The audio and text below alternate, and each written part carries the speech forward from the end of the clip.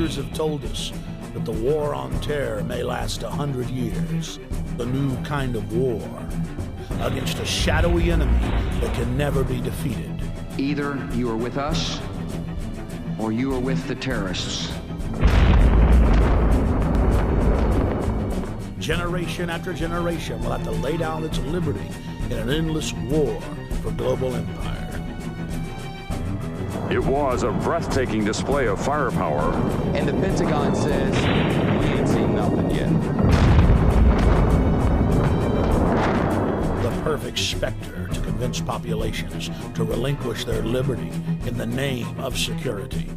There is no doubt that Saddam Hussein now has weapons of mass destruction. There is no doubt that he is amassing them to use against our friends, against our allies, and against us. And if he does not disarm, the United States of America will lead a coalition and disarm him in the name of peace. We've been told that we're facing a 100-year war that will last generation after generation. In this film, we will explore who pulls the strings and who benefits from the dark spectacle of modern warfare. We will answer the question, do the people know how they are controlled? Do they understand the systems of power that surround them? The modern propaganda machines of public relations that wash their brains and fill their minds full of ball games and mindless fluff? Is the population beginning to realize that governments throughout history have used the specter of fear to drive their populations into acquiescing to total tyranny? September 11th, national ID cards, Big Brother, the Iraq War, the 7/7 bombings in London, the invasion of Iran. How are they all interconnected? In previous films, we have focused predominantly on September 11th as the foundational event, the pretext for the current geopolitical structure. The smartest thing to do is pull it. And they made that decision to pull, and then we watched the building collapse.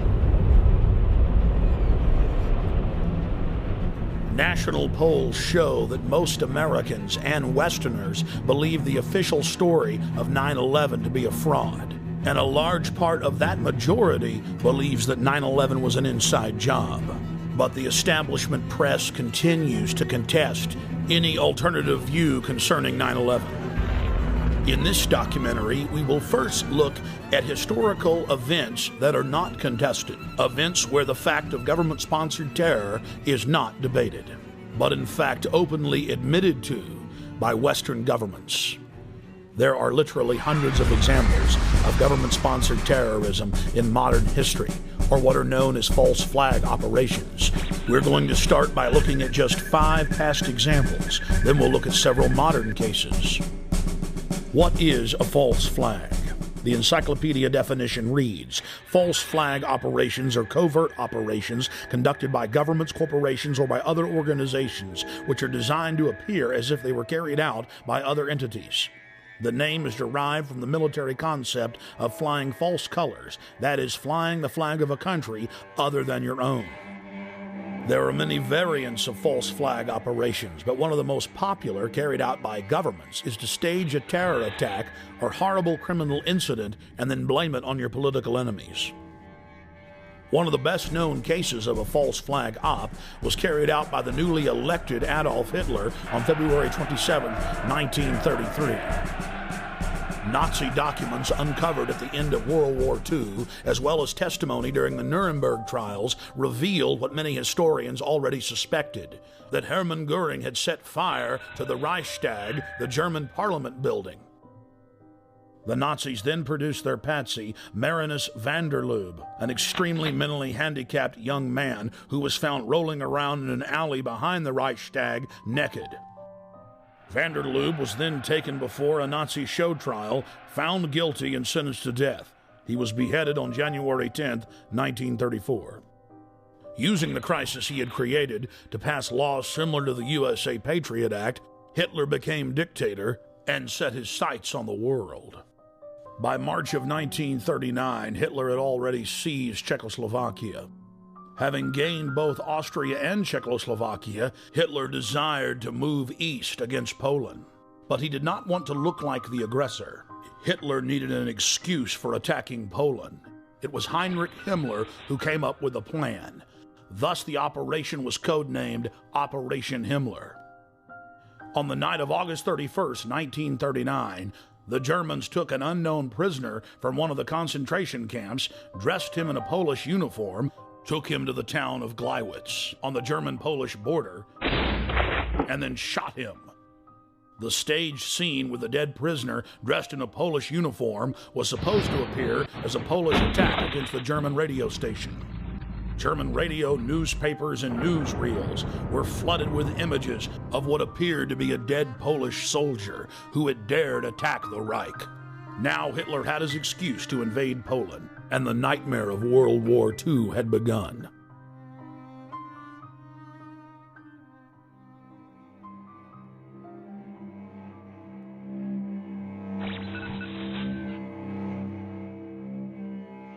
In 1953, the Central Intelligence Agency, working in tandem with MI6, overthrew the democratically elected leader of Iran, Dr. Mohammad Mossadegh. Mossadegh had been educated in the West, was pro-America, and had driven communist forces out of the north of his country shortly after being elected in 1951. Mossadegh then nationalized the oil fields and denied British Petroleum a monopoly. The CIA's own history department at CIA.gov details how U.S. and British intelligence agents carried out terror attacks and then subsequently blamed them on Mossadegh. In the late 1990s, large sections of Operation Ajax were declassified. The field commander of Operation Ajax was none other than the grandson of President Theodore Roosevelt, Kermit Roosevelt. Before his death in 2000, Roosevelt went public to the media, bragging about his patriotism in carrying out terror attacks in Iran and blaming it on the government. The provocations included propaganda, demonstrations, bribery, agents of influence, and false flag operations. They bombed the home of a prominent religious leader and blamed it on Mossadegh. They attacked mosques, machine gun crowds, and then handed out thousands of handbills claiming that Mossadegh had done it. The handbills read, "Up with Mossadegh, up with communism, down with Allah." Dr. Mohammad Mossadegh was incarcerated for the duration of his life. He fared better than many of his ministers, who were executed just days after the successful coup, for crimes that MI6 and CIA had committed.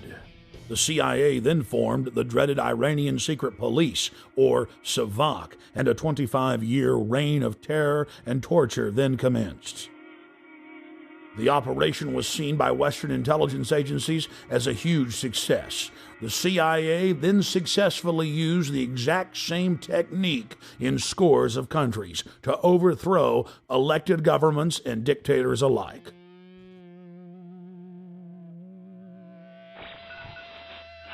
Operation Gladio is an umbrella name for literally hundreds of bombings carried out by Western intelligence agencies and NATO in Italy, Western Europe, the Middle East, Latin America, and Asia. From 1947 until 1981, Italian presidents have gone public admitting Operation Gladio targeted innocent civilians and was to be blamed on leftists and communists. On November 22, 1990, the European Parliament had a resolution condemning the activities of Operation Gladio. The former Italian intelligence chief has come clean concerning Gladio's actions as well. Many other countries have declassified documents concerning Gladio. It is part of the public record that our government and other Western governments targeted trains, buses, schools. Several times operatives zeroed in on school buses, knowing that images of dead children would get the population hopping mad and ready to relinquish their liberties. A particularly bloody bombing at the central station of Bologna, Italy, on the morning of August 2, 1980, which killed 85 people and wounded more than 200, caused some Italian officials to break their silence and begin to expose just a small part of this wicked operation. And now the Gulf of Tonkin incident. In the summer of 1964, President Lyndon Baines Johnson needed a pretext to commit the American people to the already expanding covert war in Southeast Asia. 3 communist PT boats attacked an American destroyer off the coast of Vietnam yesterday, and today President Johnson's response was hard and tough. To any armed attack upon our forces, we shall reply. To any in Southeast Asia who ask our help in defending their freedom, we shall give it.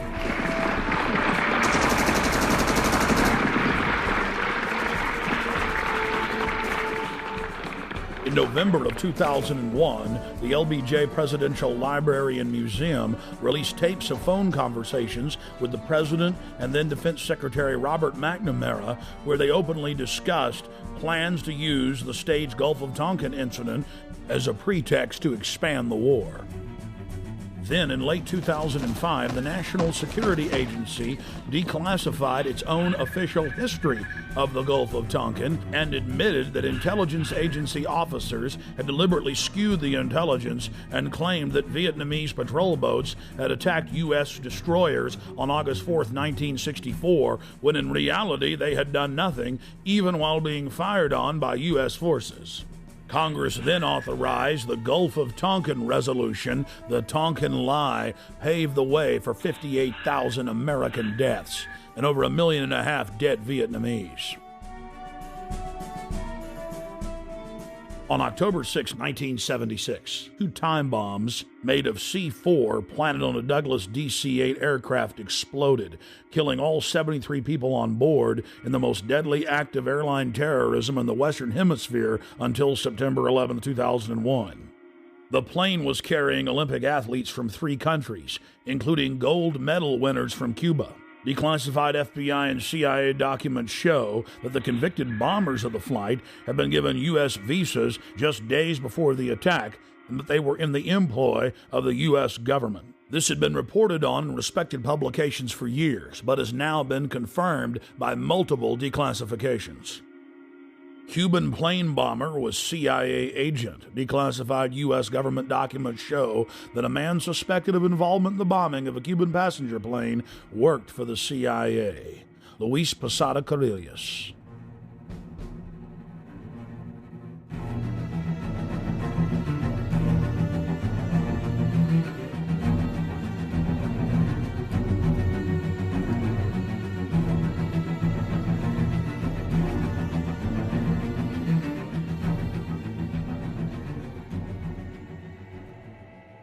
In the early 1960s, the chairman of the Joint Chiefs of Staff, Ella Lemonser, concocted a plan for false flag operations as a pretext to invade Cuba and for war with the Soviet Union. In Operation Northwoods, they planned to hijack jets by remote control, crash them, and blame the attack on Cuba. There were many other terrorist attacks they planned to carry out that were contained within the document. One scenario mentioned was the destruction of a U.S. naval vessel that was to be blamed on a foreign power as a pretext for war with any enemy they picked. President Lyndon Baines Johnson went operational with Northwoods on June 8, 1967 during the Six-Day War. During the Six-Day War between Israel and the Arab nations, the USS Liberty was sent by Johnson to collect electronic intelligence in the eastern Mediterranean. The clearly marked U.S. intelligence ship was 14 miles off the coast of Israel in international waters. A short time after the air attack had been completed, the 3 torpedo boats approached us from our starboard quarter at high speed and in an apparent torpedo launch attitude. Israeli surveillance aircraft flew low over the ship and clearly identified it as an American vessel. At 2 p.m. that afternoon, the USS Liberty was attacked by 3 Mirage 3 fighter bombers. From the onset of the attack, the fighter bombers were jamming U.S. signals. Not only were they jamming U.S. signals specifically, they were also unmarked, the only unmarked aircraft in Israel's arsenal. The fighter bombers strafed the ships with their cannons, dropped conventional munitions and napalm on the ship, repeatedly from stem to stern. After the Mirages had done their work, the ship was hit by medium bomber Dassault missiles carrying napalm and other munitions like white phosphorus. The USS Liberty was then attacked by 3 Israeli torpedo boats bearing Israeli flags. The torpedo gunboats opened fire with high-caliber machine guns and launched torpedoes. A single torpedo struck the ship, blowing a hole in both sides, entering the ship and leaving a 30-foot exit hole when it exploded. Then the torpedo boats began strafing life rafts in the water, an international war crime. While all of this was happening, the oversized American flag flew clearly above the ship. The attack on the Liberty went on for hour after hour after hour. During the entire attack, the USS Liberty continually called the Sixth Fleet that was nearby, begging for air support or rescue. 2 aircraft carriers in the Med responded by launching fighter aircraft. Unbelievably, they were recalled by the White House. Rear Admiral Geist, then commanding the carriers in the Sixth Fleet, called Washington personally to confirm the recall order. Secretary of Defense McNamara came on the line, and then President Johnson himself told Geist, "I want that goddamn ship going to the bottom. No help. Recall the wings." Imagine being Admiral Geist begging the president to allow you to defend an American ship that's under attack and being told by him that he wants the ship going to the bottom. Despite the fact that the U.S. carriers withdrew their help, a Russian spy ship appeared and witnessed part of the attack. After 3 hours into the attack, the Israelis withdrew because there were witnesses, allowing the damaged USS Liberty to limp to safety. 40 years after the attack on the USS Liberty, we know exactly what happened. I've interviewed former chairman of the Joint Chiefs of Staff, Admiral Thomas Moorer. I've interviewed the admirals that were on the line who heard what President Johnson said. I've even talked to the head JAG officer of the Navy, who was ordered to falsify the reports and cover up what had really happened. One of the Israeli pilots has gone public as well, saying that 3 times he refused over his radio to headquarters to attack the ship, saying clearly that it was an American ship in international waters and an ally. He was ordered under threat of court-martial to engage the ship. In a nutshell, this is what happened. President Johnson had personal control over the ship, parked it in the Mediterranean, made a backroom deal with Israel to attack it with an order to kill all aboard. Then the attack on the ship was to be blamed on Egypt. The U.S. would enter the war and take over the entire Middle East. In the aftermath of the attack on the most highly decorated ship in U.S. history, the captain and his entire crew were told they would spend life in prison or be killed if they told anyone what happened. Captain William L. McGonigal was given the Congressional Medal of Honor in secret and told not to tell anyone that he had won the award.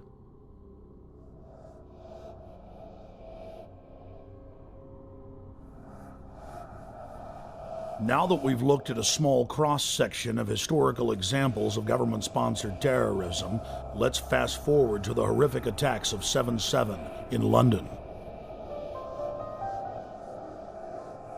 Prime Minister Tony Blair, leader of the Labour Party, was facing an uphill battle in parliamentary elections. National polls showed that his pro-war party was sure to lose. And then right on time, the bombings of 7/7 and 7/21 occurred.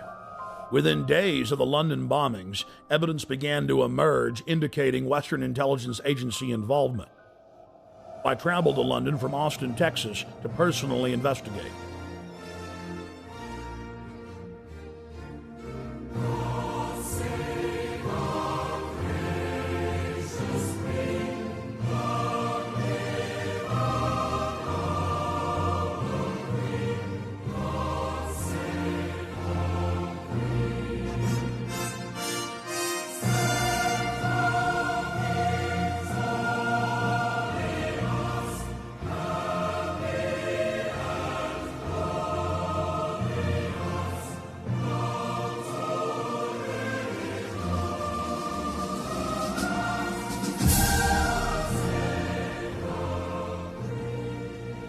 Once I arrived, I was met by Paul Joseph Watson and his brother Steve Watson, who are reporters for my news website, prisonplanet.com.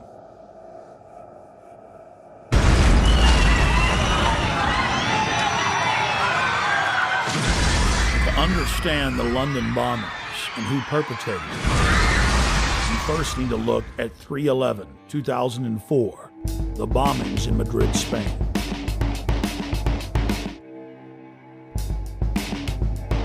Years after the blast that rocked trains in the city of Madrid, Spain, the government admits that Al-Qaeda had no connection to the attacks. Every one of the supposed bombers had intimate links to the Spanish security services, including the head of their bomb squad. The alleged leader of the bombers, who reportedly gave dynamite to the terrorists, was connected to the Madrid bomb squad. And we see the exact same earmarks, the same MO in the London bombings that we witnessed in Madrid. On the morning of July 7, 2005, 3 trains and a city bus were ripped to pieces when 4 military-grade explosive devices detonated. At 8:50 a.m., 3 explosive devices simultaneously detonated on 3 separate trains. Within minutes, eyewitnesses were reporting to the press that there had been multiple terror attacks. Despite the fact that 3 train cars were burning wrecks strewn with dead and dying Londoners, Scotland Yard for over an hour and a half claimed that all of the disruptions were simply caused by a power outage in the London Underground. Power surge on the Underground, that's all we heard. I mean, the bus was about an hour after the Underground, so that's when I think everybody knew that it wasn't what it was, you know. I think it was just an excuse, power surge, whatever. Why would they say that, though, knowing it wasn't? Trying to cover up, probably, you know what I mean? So there wasn't no panic and everybody sort of like just get on with everything, you know, so... Then, mysteriously, 50 minutes into the attack, the London Police Department orders the number 30 Hackney to Marble Arch bus to leave its normal route and to park at the corner of Woburn Square and Tavistock Place. At 9:47, a 4th bomb detonates, killing 13 civilians and injuring many others. Note, out of several hundred buses in service that morning, it's the only bus that the police take special control of and direct to Tavistock Square. I've been walking up and down this road, looking at the bus stops for a number 30. The bus stops have all the numbers of the buses on them individually. There's no number 30 on any of the bus stops. That's because the number 30 bus was specifically rerouted here on that day. To simplify it, there's no bus stop here. There's no number 30 bus stop here, no. Well, that was in the news, that it was specifically diverted here. They admitted that the number 30 bus was the only bus that was directed to a different area of the city. For what reason? Nobody knows, but they admit that. So it's very strange that for no reason it would come down this road when it was bombed. Remember, while all this is happening, the police are on radio and TV telling everyone that it's just a power failure, an outage. Meanwhile, commuters on the bus were listening to other radio reports where eyewitnesses were reporting explosions. The supposed bomber on the bus with the rucksack became panicked and began looking in his rucksack in what witnesses said was a confused and frightened manner. Weeks later, police detectives investigating the case said that all 4 of the bombers on the 3 trains and the bus didn't fit the MO, the modus operandi of bombers. They bought 2-way tickets. They'd played games of cricket the night before. They had good jobs and happy families. One of the alleged bombers was caught by surveillance camera arguing with the ticket clerk about the price of his pass. After Scotland Yard detectives had a chance to talk to some of the eyewitnesses from the bus and the trains, they stated clearly on the record that they believed that the bombers did not know that they had explosives in their backpacks. This was only one of many huge developments in the case that only received bare mentions in the back of the newspaper.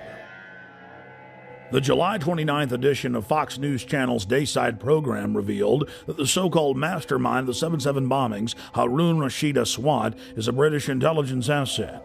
Former Justice Department prosecutor and FBI terror expert John Loftus exposed the fact that Aswad was being protected by MI6 and was clearly under their control. Aswad is believed to be the mastermind of all the bombings in London. On the 7/7 and 7/21, this is the guy, we think. This is the guy, and what's really embarrassing is that the entire British police are out chasing him, and one wing of the British government, MI6, or the British Secret Service, has been hiding him. And this has been a real source of contention between CIA, Hold on, John. Justice Department, and Britain. MI6 has been hiding him. Are you saying that he has been working for them?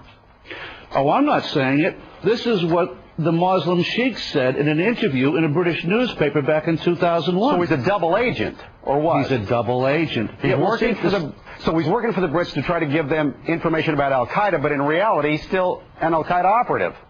Yeah. The CIA and the Israelis all accused MI6 of letting all these terrorists live in London. Now, we knew about this guy Aswat. Back in 1999, he came to America. The Justice Department wanted to indict him in Seattle because him and his buddy were trying to set up a terrorist training school in Oregon. The headquarters of the U.S. Justice Department ordered the Seattle prosecutors not to touch Aswat. Hello. Now, hold on. Why? And that's, well, apparently Aswat was working for British intelligence.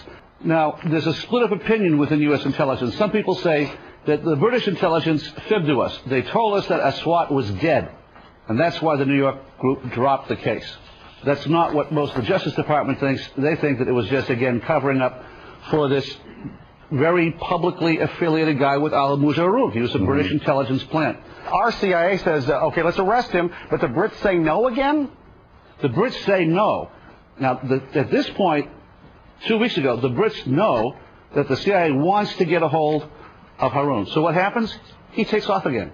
Goes right to London. He isn't arrested when he lands. He isn't arrested when he leaves. Even though he's on a watch list. He's on the watch list. The only reason he could get away with that was if he was working for British intelligence. He was a wanted man. And then takes off the day before the bombings, as I understand it? Yeah, and goes to Pakistan. The Pakistanis arrest him. They jail him. They jail him. He's released within 24 hours. In London, we spoke with David Shaler, a former MI5 agent who was convicted of breaking the Official Secrets Act and imprisoned for 6 months. With regard to 7/7, there has been a witness report now included in a local British newspaper called the Cambridge Evening News, in which somebody who was on one of the tube trains says that he didn't see a man with a rucksack. In fact, after the explosion, what he saw was metal pointing upward from the bottom of the carriage. That would indicate, of course, that the bomb was not carried onto the tube train, but was in fact attached underneath it. Now again, nobody in the British national press is following that up. Now I hope investigators and the police are. A current member of British Parliament and a former cabinet minister in Prime Minister Tony Blair's government, Michael Meacher was sacked in 2003 for raising important questions on the eve of the Iraq War. Atrocity of London bombings where 56 people were killed. That was on the 7th of July, 7/7 we call it. It's a very convenient way of ensuring there is fear, of ensuring that there is control, and of ensuring that those who are in the know, and of course we cannot tell you because it is all secret, are in a position of extreme power. As part of our inquiry into the London bombing, we wanted to investigate the suspicious death of Jean-Charles de Mendes. Within days of his brutal murder at the Stockwell tube station in the London Underground, evidence of a cover-up began to emerge. What did you witness with the unfortunate Brazilian man that died? All we saw was the police running into the station with guns. That's all we saw.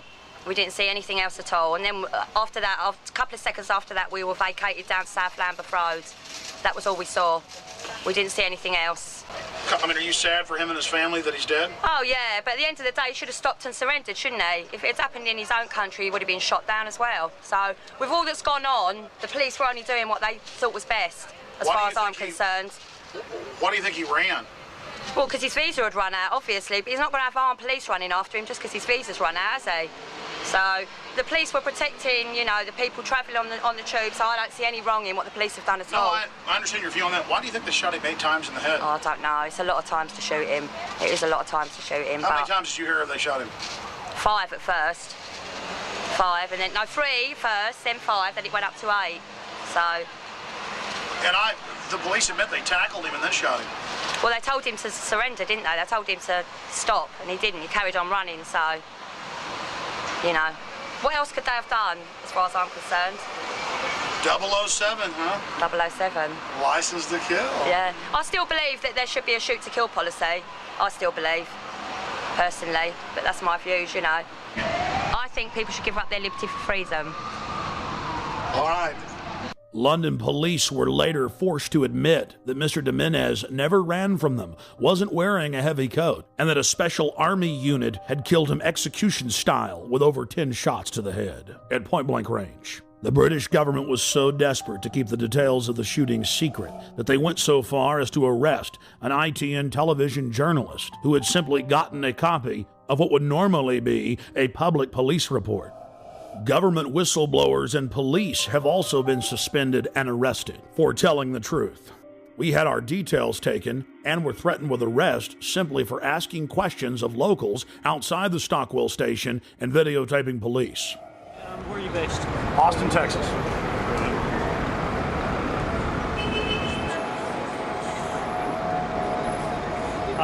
Alex, I'll take your date for 2/11/74. Would you just rather see my driver's license? No, that's okay. Well, here, just let me do it. Take it down. That's all I need, mate. Well, I mean... And you're just, you're filming for a program back in the States or something? Exactly. In fact, I think it'll probably be broken into... Think about it, yeah. Sir, what do you think about this event? I think it's very bad that it happened. What do you think should happen? I think the policy of shooting should have been more thoroughly thought out. I'm afraid there must have been a terrible mistake here. I feel very sorry for the family and very sorry for the policeman that made a horrible mistake. Yeah, it's going to be bad for everybody. It's a tragedy all around, I think. Thank you. The police first claimed that it was a hot morning when official weather reports showed that it was around 60 degrees and that Mr. Jimenez was running down the street wearing a giant padded coat with wires sticking out of it, that he vaulted over the turnstiles, charged through a crowd of pedestrians, raced onto the train, and was about to detonate bombs when the heroic officers gunned him down. The authorities then conveniently claimed that all the surveillance cameras malfunctioned that morning. Police have now been forced to admit, thanks to watchdogs in their ranks, that none of the cameras malfunctioned, and they've now released the video. The government has now been forced to admit that he was wearing a light denim jacket, and there were no wires of any type. Police that weren't part of the special military unit didn't know why they killed him. The police had followed him from his home. They knew that he was a Latin Brazilian working in England as an electrician. They followed him for 30 minutes as he walked from his home towards the station. Once in the station, he calmly bought a Metro paper, paid for his ticket with his Metro Oyster card, and then walked onto the train. Passengers then reported that they were told to get off the train. Once they'd stepped off, still looking through the windows, they saw the Special Forces police squat on Mr. Jimenez and shoot him over 10 times in the head. Witnesses said Jimenez looked at the authorities as if he knew them. He was like a scared rabbit, and he was killed execution style. The question is why? A special military hit team stalked him and tracked him from his home to the train station, and then killed him in cold blood, making sure he was dead. It's well known that if somebody has a bomb, you don't shoot at them, and you certainly don't get near them. No, Mr. Jimenez had seen something he wasn't supposed to see. He learned a little too much, and he had to be eliminated. We were at the station just a week after he was killed, and many of the facts we've covered were already public knowledge. But still, some of the locals made excuses for the police. Within hours of the 7/7 bombings, Israeli army radio was reporting that Benjamin Netanyahu, the former prime minister of Israel, had been warned not to leave his hotel that morning to attend a meeting less than 100 yards away from one of the train stations that was bombed. The Associated Press ran the headline, "Netanyahu changed plans due to warning." Then the current Prime Minister, Ariel Sharon's office, instructed Israeli officials not to give interviews to the foreign media concerning the warning. Israel's Foreign Office attempted to spin the story, saying that they'd given a general warning to the British that day. Then, several weeks later, the head of Mossad told a major German newspaper that he indeed had issued a warning to Benjamin Netanyahu at 8:40 a.m., 10 minutes before the first blast. Conveniently for authorities, the bus surveillance camera malfunctioned. Something else happened that was convenient for the establishment line. All 4 of the supposed bombers' identification cards survived unscathed at all 4 events. But there was just one problem. In one case, one of the bombers' IDs was found at 2 separate locations. As the evidence mounts, it is crystal clear. Only criminal elements of the British government could stage the attacks and then engage in the cover-up. The reason the Netanyahu story is important is it clearly shows that other intelligence agencies were aware of what was going on in London that day and took necessary precautions to protect their Minister of Finance. In 1994, the Israeli embassy in London was bombed. This was at a time when I was in the service. I joined the Middle Eastern section shortly after that, and I was actually astounded to read a document written by a senior MI5 officer who'd seen all the information coming in about this attack, and he said that he believed that the Israelis had bombed their own embassy. In any staged terror attack, governments have to be extremely careful to keep the operation shielded, compartmentalized. Most people in government are moral individuals who believe that they're standing up for their nation's sovereignty, for its national interest, and it's absolutely essential to keep them in the dark. One of the chief tools used by governments as a smokescreen is staging exercises or drills at the exact same time and exact same places as real events.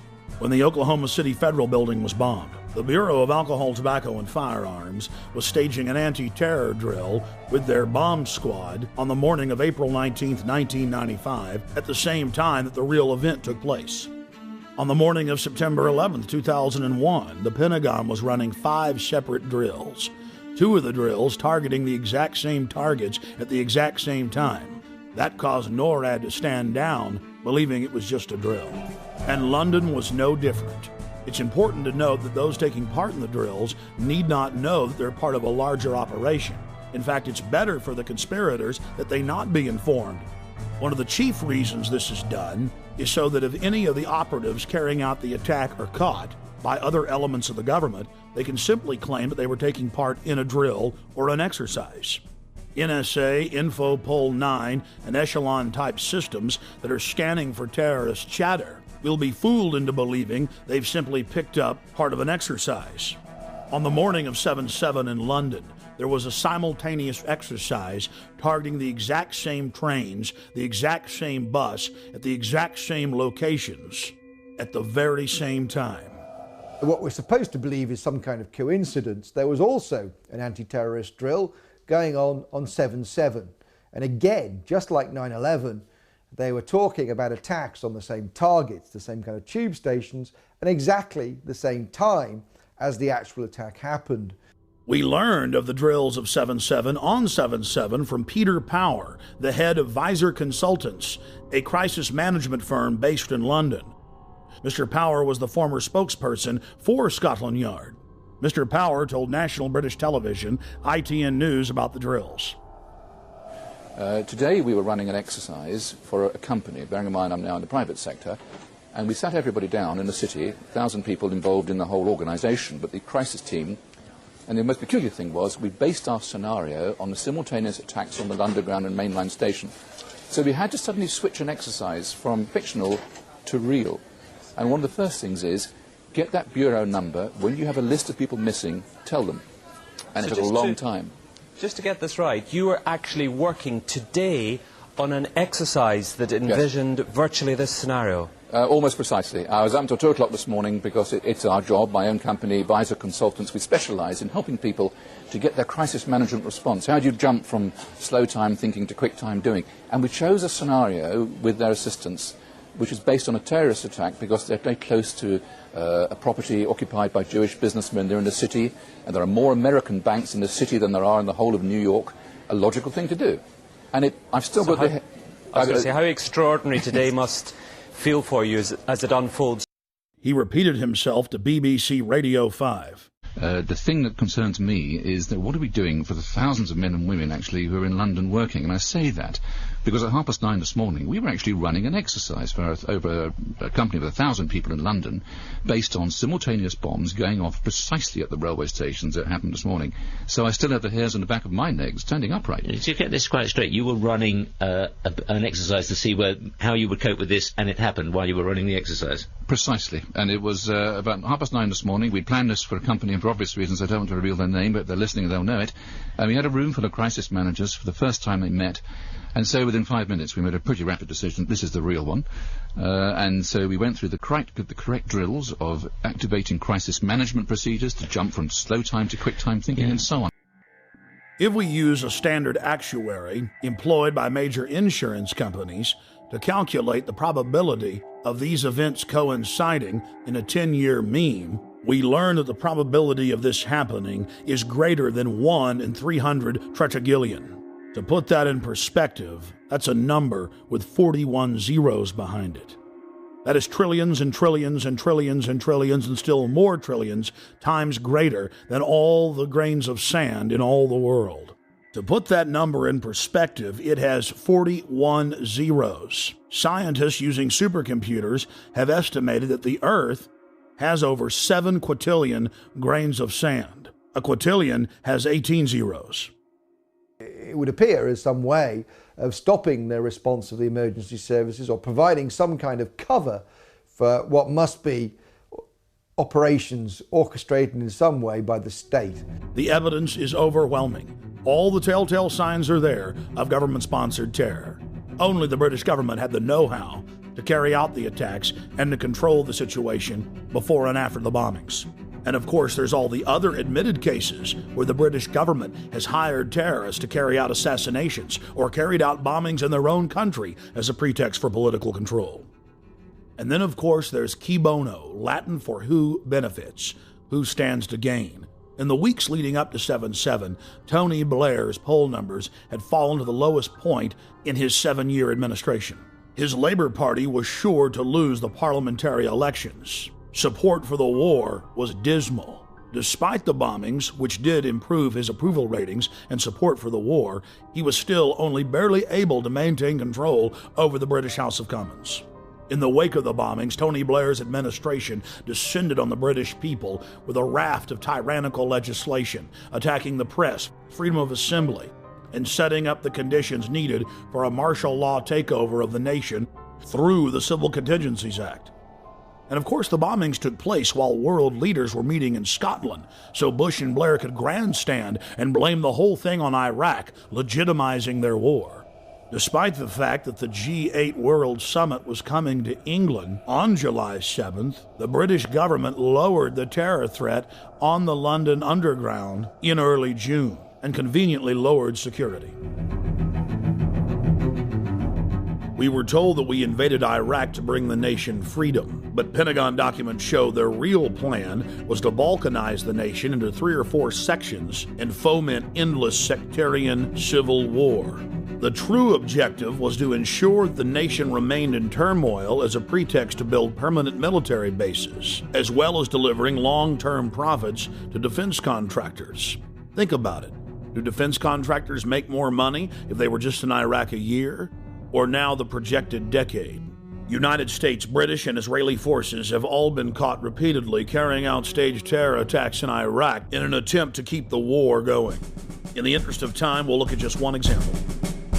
In late September of 2005, in the British-controlled city of Basra, 2 British Special Forces SAS commandos attacked a group of police at a checkpoint, killing one and injuring another. When they were finally subdued and brought into custody, their car was filled with plastic explosives, automatic weapons, rocket-propelled grenades, and other bomb-making materials. Why would members of Britain's most elite fighting force, the Special Air Services, be dressed up like Arabs out shooting police with a car full of plastic explosives in a city that had been racked by sectarian violence?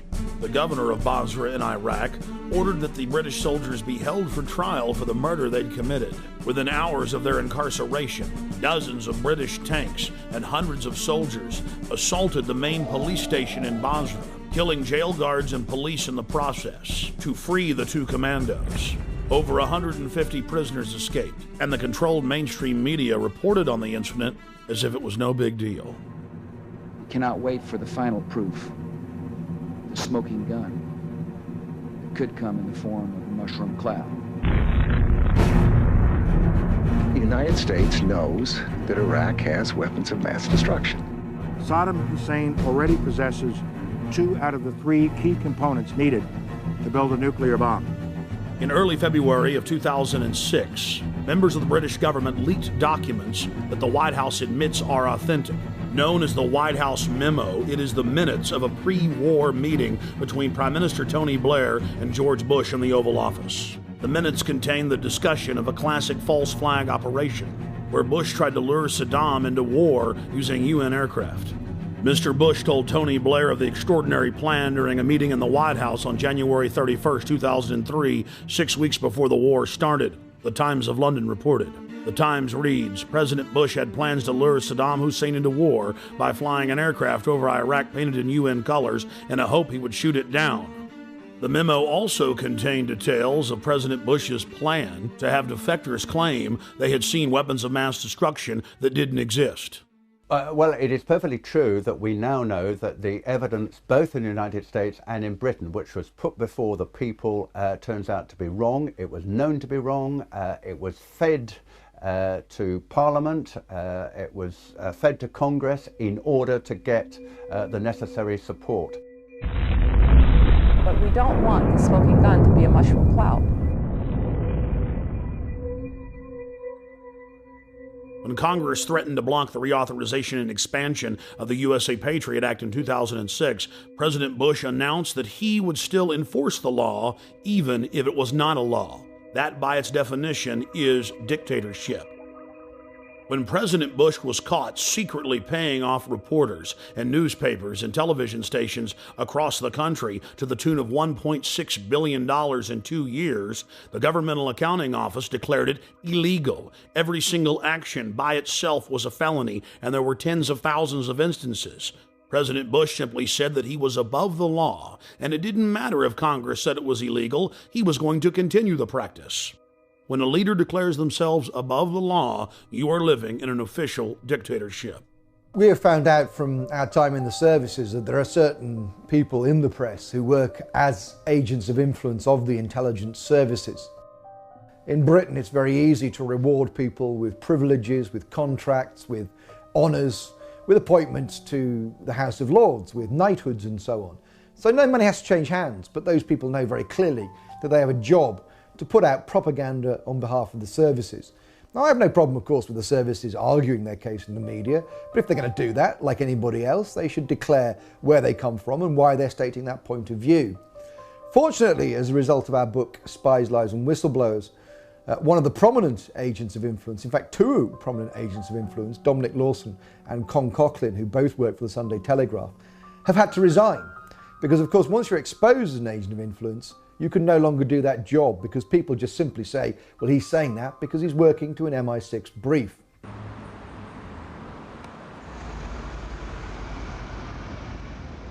When Congress informed Bush that secret arrest, secret detention, and torture was illegal, he simply had his Attorney General, Alberto Gonzales, issuing a policy paper claiming that it was lawful. Known as the infamous torture memos, Gonzales said that they would simply stop calling it torture and call it pressure, and that if someone died in custody from torture, that was acceptable. But White House counsel John Yoo went even further. In memos that he wrote for the president that were used by the military as their authority to engage in torture, he stated that they could even torture small children in front of their parents, in some cases sexually. And in another shocking turn, President Bush has taken to signing pieces of legislation that haven't even passed the Congress. President Bush was also caught engaging in warrantless searches using the National Security Agency to spy on the American people. Bush claimed that he had executive authority to ignore any federal law he wished. The 1878 Posse Comitatus law bars the military from engaging in law enforcement activities against the American people. Bush was caught using the Defense Intelligence Agency, a branch of the Pentagon, to spy on peaceful anti-war activists. He again claimed that he was above the law. Bush then claimed that the Constitution gave him the right to spy on the American people. Of course, the Constitution and Bill of Rights says the exact opposite. In the midst of the scandal, the retiring head of the National Security Agency went before the National Press Club and informed everyone that there was no need of a warrant in America. He chastised a reporter who claimed that you needed probable cause to search someone. He said all that was needed was that it be, quote, reasonable, and the government would decide what was reasonable. My understanding is that the Fourth Amendment of the Constitution specifies that you must have probable cause to be able to do a search that does not violate an American's right against unlawful searches and seizures. Actually, the Fourth Amendment actually protects all of us against unreasonable search and seizure. But that's what it says. The measure is probable cause, I believe. The amendment says unreasonable search and seizure. But does it not say probable? No. The court standard, the legal standard, search and seizure. the legal standard is probable cause. General, you used the terms just a few minutes ago. We reasonably believe, and a FISA court, my understanding is, would not give you a warrant if you went before them and say, we reasonably believe. You have to go to the FISA court, or the Attorney General has to go to the FISA court and say, we have probable cause. And so what many people believe, and I'd like you to respond to this, is that what you've actually done is crafted a detour around the FISA court by creating a new standard of reasonably believe in place of probable cause, because the FISA court will not give you a warrant based on reasonable belief. You have to show probable cause. Could you respond to that, please? Sure. I didn't craft the authorization. I am responding to a lawful order. All right. The Attorney General has averred to the lawfulness of the order. I will now read the Fourth Amendment in its entirety. The right of the people to be secure in their persons, houses, papers, and effects against unreasonable searches and seizures shall not be violated, and no warrant shall be issued but upon probable cause, supported by oath or affirmation, particularly describing the place to be searched and the persons or things to be seized. Notice the Fourth Amendment clearly states no warrant shall be issued but upon probable cause, and that must be supported by an oath or affirmation, and particularly describing the place to be searched and the persons or things to be seized. That is the definition of reasonable. Reasonable is having a witness and having probable cause, and specifically knowing what has been done that is wrong and against the law that you're searching for, not just, oh, we say we're being reasonable. The National Security Agency director clearly knew what he was doing. He knows that 99% of Americans have no idea what the Fourth Amendment actually says. So he claims that it's okay for them to spy on us without a warrant, counting on us being ignorant. That ignorance needs to end. Or maybe he's looking at a Fourth Amendment that the rest of us haven't seen. Several years into the occupation of Iraq, President Bush told the world that they had freedom of the press.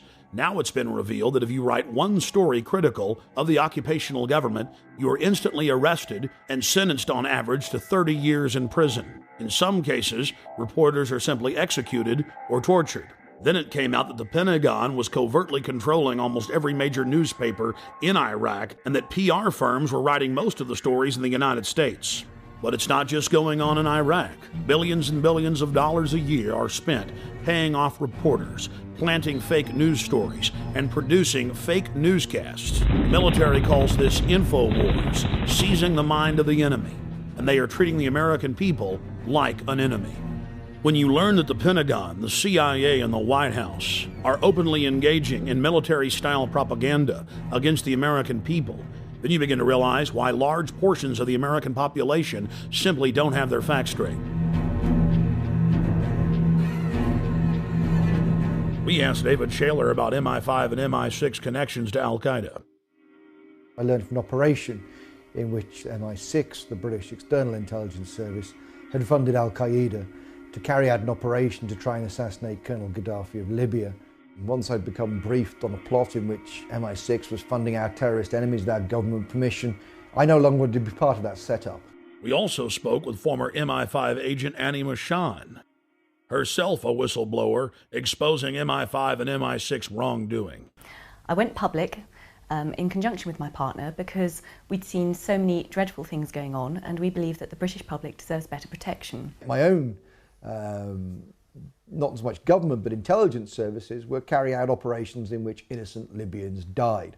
David was briefed officially by MI6 officers on their attempt to assassinate Colonel Gaddafi by funding Al-Qaeda in Libya. So I felt the need to say something about that. It took a long time to have the courage to be able to do that with the newspapers in this country, but eventually I decided that was the only way forward. We had to leave our friends and family, we had to leave our jobs, our home, everything in London with 3 days' notice because the newspaper suddenly decided to kick into action. I lived in exile for 3 years. In fact, when I actually tried to use a legal route to alert the British government about MI6 funding Al-Qaeda, I was the one thrown in prison. We then tried to negotiate with the government. We tried to say, please take our evidence about the crimes we've seen. The government refused then, and to this day, 8 years on, they are still refusing to take David's evidence and my evidence about crimes committed by our intelligence agencies. We have sources have told the press, sources in America from the State Department and the CIA have confirmed that payments were made to a group in Libya that was associated with Osama bin Laden. A document actually appeared on the internet which predates the attack and describes exactly the modus operandi, the way of carrying out the attack, the timing of the attack, the people involved, the Islamic extremists and so on, that I described when I went on the record. As a result of the attacks on 7/7, the British people seem much more complacent and will allow the state to infringe their liberties in a way that they wouldn't allow them to do otherwise. While in London, I learned that Parliament had just passed a law that would ban any type of free speech within several miles around the British Parliament building. Blair's approval ratings go up when there is an event. Bush's approval ratings go up when there is an event. What, quote, Muslim extremists in their right mind would carry out an operation that would empower the New World Order global empire whose epicenter is London and New York and D.C.? Why would anybody put up with this? My friends, never give up your liberty. Stand up against tyranny. Learn the truth and find out who has the motive.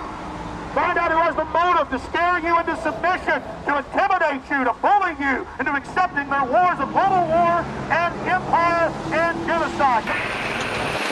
At a time like this, I think people are prepared to give up a little bit of their liberty, aren't they? Just a bit. I mean, yeah, it's okay. I mean, if you've got nothing to hide, it's not really a problem, is it? I think we should be just a bit firmer on what we've allowed here. I think we've been too democratic and we've been too soft. What is done to people who wish to demonstrate is increasingly worrying. A lot of demonstrations, both at Genoa, at the G8 at Gleneagles, many other places around the world, there is no wish of those who demonstrate, in my view, for violence. They disagree profoundly with what their governments are doing. I'm not saying whether they're right or wrong. I'm simply saying that they should have the right to do so without harassment, intimidation, or indeed being charged, attacked, and being seriously injured.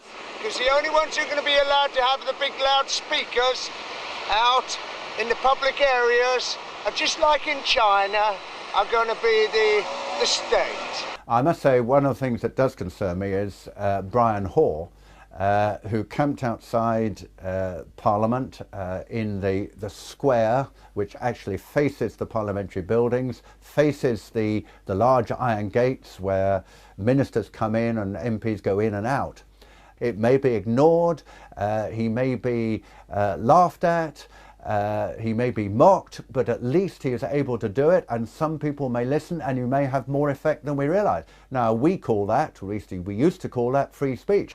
What about the Freedom Lady, the Statue of Liberty? Well, I did hear a rumor that the Statue of Liberty has been brought in for questioning. She may be with Al-Qaeda. You're probably right. 6 times they've taken me to court. Oh no, we took them to court this time, by the way. We took Mr. Charles Clarke, the Home Secretary, and Mr. Ian Blair, the Commissioner of Police.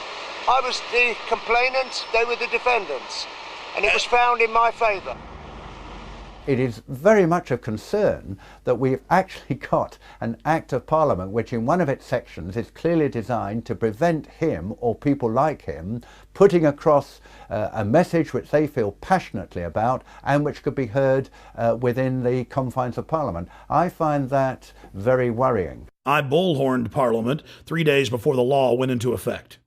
George Bush carried out 9/11. Do you think some people in a cave, were able to have NORAD stand down? Do you think that people in a cave were able to have all of this happen? It's a total and complete fraud. The New World Order is using terror to scare you into submission, and they will be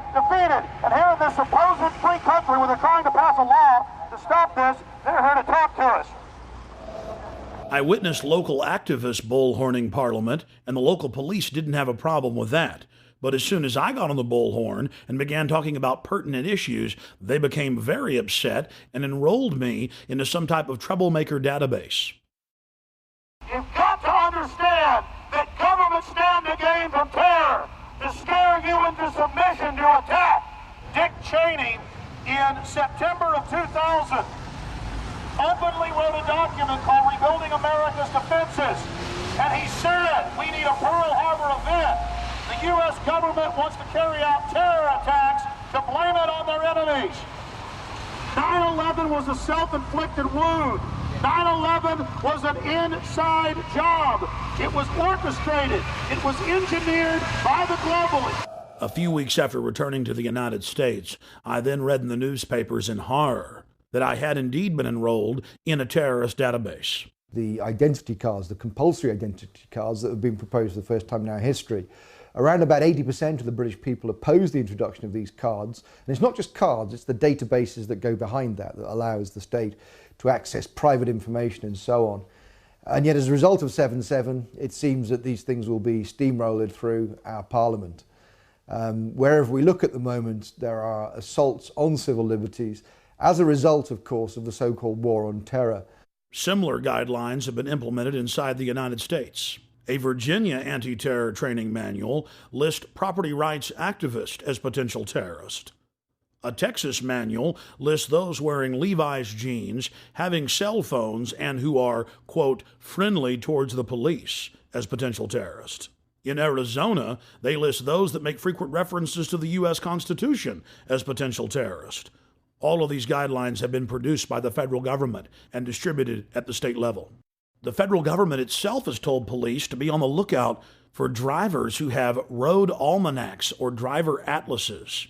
All across the planet, governments are restricting free speech and setting up so-called free speech zones to stop their populations from demonstrating. Months later, Paul and Steve Watson came to Texas and joined me live on my radio broadcast to discuss the aftermath of the London bombings. We are joined in studio by Steve Watson and Paul Watson. Guys, you've been in the United States now for about 7 days. How have you liked it? It's been pretty good so far. Obviously, it's all Western culture, so it's pretty similar. When we were in London, I mean, there were so many facets to it. But what was it like to have the police march up to you and tell you to turn your camera off when you were just on a public street interviewing people? Well, I mean, the fear-mongering at the time, we were there right after the bombings, 3 weeks after the first bombings, I believe, but then there was the second failed attempt. So the state of panic was still quite high, even though Londoners basically were apathetic to the attack. They just got on with their lives. They weren't really buying the government propaganda on it. We had case after case where we'd be out on the street doing interviews with people, and we'd be showing the video cameras, and there were people working right there at the Hard Rock Cafe, and I'm like, look at these cameras, they're everywhere, they're in plain view, and the manager comes out and goes, you know, thanks for showing me that, I've never noticed those. What's your name, sir? Charlie. I'm Alex, nice to meet you, Charlie. How you doing? Good. What do you think of the new symbol of the United Kingdom is going to switch from the Union Jack to the black surveillance camera? Well, you know, there's plenty going on in London, so they need the surveillance cameras everywhere. But I mean, it's going to be the new national symbol, or of course I'm being sarcastic, but really it has become the national symbol. 4+ million surveillance cameras in the great city of London alone. Nothing to say about it. You know, I don't even see them there. You don't see them? They don't exist? No. 4 million in the city?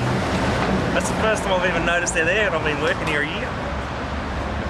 Out of sight, out of mind, huh? That's it, that's it. That's kind of Orwellian, though. You seem like a smart guy, but did you know only the smartest people in the inner party know how to engage in doublethink and doublespeak, where you don't even notice the cameras that are there? In fact, if you say they're not there, they're not there. Here, together, let's say they don't exist. All right, they don't exist. 2 plus 2 equals 5, hey. Hey, you could get an inner party membership. All right, I'm into it. I mean, that was actual doublethink. Steve, Paul, you want to comment on that? Well, let me read a quote from Orwell. from 1984. Doublethink is an unending series of victories over your own memory, reality control. To know and not to know, to be conscious of complete truthfulness while telling carefully constructed lies, to hold simultaneously two opinions which cancelled out knowing them to be completely contradictory and believing in both of them, to use logic against logic to repudiate morality while laying claim to it. And this is exactly what we saw over and over again in London. You've got a nest of, what, 6 or 7 cameras, and people are out there saying they've never noticed them. It's like, it's a survival mechanism to deny reality, but at the end of the day, it's not even a survival mechanism, it's quite dangerous. We were asking the attitudes of taxi drivers about the bombings. They were all quite ambiguous. They kind of believed the government line at that point. Do you ever wonder who's really behind it? Well, I've heard there's people who think that other governments are behind it. You know, British governments, American governments, people have said that. Oh, really? You heard that some people think it's the government? Yeah. Yeah, I've heard that. Really? How popular is that view? Pretty unpopular, I would have thought. It is straight out of George Orwell's 1984. This poor woman thinks that if you give up your liberty, you supposedly get freedom. Yeah, well, we went to Stockwell Tube Station where they shot the Brazilian man. We basically noticed this woman who was working on the fruit stall. She'd been interviewed on the BBC, I'd seen her on there, so we went over to interview her. We were talking to her, and Alex asked her if she would sacrifice liberty for security. And she came back with, yes, I'll sacrifice liberty for freedom. I think people should give up their liberty for freedom. Liberty and freedom are the same thing. We then asked her again to clarify, just in case she made a mistake, and she said the same thing again.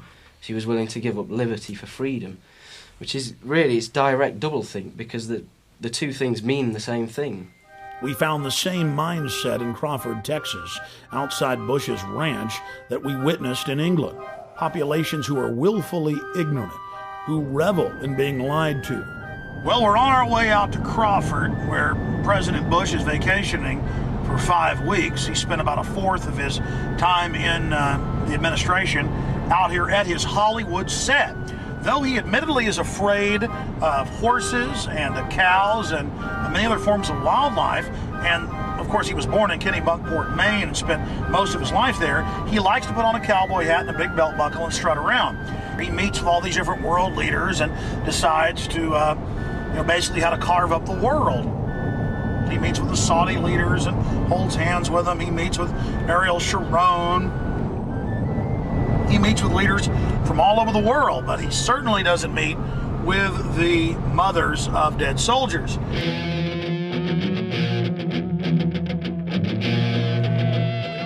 They don't have any skin in the game, so it's easy for them to say, you know, let's keep our troops over there, let's complete the mission, even though we don't even know what the mission is. That's really a theme, that we got to get them before they get us. Do you think Iraq attacked us on 9/11? Maybe not Iraq itself, but the belief in the cause that those people have is, yeah, absolutely. 15 of the 19 hijackers came from Saudi Arabia. Bush is out at his ranch holding hands with the royal princes, but then we've got to go into Iraq. No, I mean, seriously, sir, it's a serious issue. I know where you're going. Where do you think we're coming from, though, sir? I mean, tell me. Well, you're trying to connect this, we're in bed with Saudi Arabia BS, and this is all a big farce to get Saudi oil and all that. That's not what it's about. So our government isn't in bed with Saudi, okay. While in Crawford, we ran into Ray McGovern and spoke with him about Iraq. Ray McGovern is a retired, senior-level CIA analyst whose career spanned the administrations of John F. Kennedy to George H.W. Bush. His duties included chairing national intelligence estimates and preparing the president's daily brief. I believe that they are still interested in permanent military bases there. I believe they are still interested in controlling the oil from that part of the world. And so it will be stay the course. It will be 6, 7, 8 U.S. troops killed every day or every week. And what's below the surface here was revealed to me by a very well-heeled gentleman who came up to me after a speech I made outside of Milwaukee in a very affluent suburb. He said, "Mr. McGovern, get real. I mean, what's your problem?" He said, you don't have any problem with, you don't deny that we need the oil, do you? And I said, "No." He says, well, you know, 6, 7, 8, 10 Marines a week for the oil. You have to admit that's a very, very cheap price for the oil. I said to him, you know, how do I handle this? I said, well, the utilitarian argument is probably the best. I object to it, said I, because we can't do it. There are 1.3 billion Muslims in this world. They're not going to let us do it. It's already widening. The borders are porous. We can't do it. Well, that didn't convince him. He said, well, I think we can do it. I said, oh, well, suppose your son was one of those 6 killed in Iraq last week. And you know what? He looked at me like it had never occurred to him. And it wouldn't have occurred to him because it wouldn't be his son, you know. It would be the sons from the farms, it would be the sons from the cities. And so he said, well, I don't buy that either. So I'm thinking, well, maybe I'll try a moral argument on it. I said, well, are you one of those that likes to have the 10 Commandments brought into the schoolhouses and the courtrooms of this? He said, oh, that's a great idea. I said, well, you know, if memory serves, there's one that says, thou shalt not covet thy neighbor's oil. I mean goods. Don't bear false witness. There's one, don't forever what. There's one that says you shouldn't steal. And there's also one against killing, if I remember correctly. So maybe you want to subtract 4 and bring in the 6 commandments into the schoolhouses and the courtrooms of this world. Get real, I said. This is a moral issue. We shouldn't be going around killing unarmed civilians and causing more violence where violence is endemic. And what did he say, sir? He turned on his heel, marched out to his SUV, prayed for cheap gasoline, and drove home. I'm with the oil. Let's educate them, bring them in democracy, and take their oil. Apparently somebody took too much yellow acid and got, you know, the story wrong. The majority of the construction, and the vast majority, like I'd say 90% of the construction that I saw wasn't with the Iraqis, it was with the American bases that they were building. Concrete structures, incredibly permanent, designed to house thousands of soldiers for a long period of time. The American people are being kept in the dark about all this. If it weren't for shows like yours and for a few others and the internet, people would never have a chance to learn the truth of this. What Cindy Sheehan has done is brought a human dimension to this. They said, look, people are getting killed, including my son. A lot of Iraqis are getting killed. Why don't we face up to whether this war makes any sense at all? Do we really want to have our young people sacrificed for what? We don't know. We don't know what's going on. To tell you the truth, my kids don't know the things that are involved in the decisions I make at my house. And that doesn't mean that they need to be involved in the decisions because I know better than they know. It's because I'm more informed. And I'll give him that same benefit. You know, we did elect him. Where have we lost our freedom? All across the... Where? They're using Homeland Security against topless bars. They're using Homeland Security against toy store owners. They're using Homeland Security against pot dealers, and that's wrong. They're using Homeland Security, quote, against gang members. It's admitted. Are you familiar that the Gulf of Tonkin never happened? LBJ tapes have now been released. We went to war. Well, you know, I just got to point out to Wolfowitz and Pearl and Feith and Abrams and Wormsers, you know, people like that, who this has been their plan, and it's about, you know, it's about imperialism. It's about abusing a nation's natural resource. It's about greed and power, and it's nothing about keeping America safe or freedom and democracy for the Iraqi people. You know? I believe that America, right from the start of the Bush administration, has been focused on the use of American military power in order to extend control by America of strategic areas in the world. Now we have the Downing Street minutes, which show that as early as July 23, 2002, the head of British intelligence, just back from Washington, said to his prime minister, it's a done deal, the decision for war is inevitable, the war will be, quote, justified by the conjunction of terrorism and weapons of mass destruction, and intelligence and facts would be fixed around the policy of war. There's the proof that the intelligence, all this justification in quotes for the war, was a fraud from day one.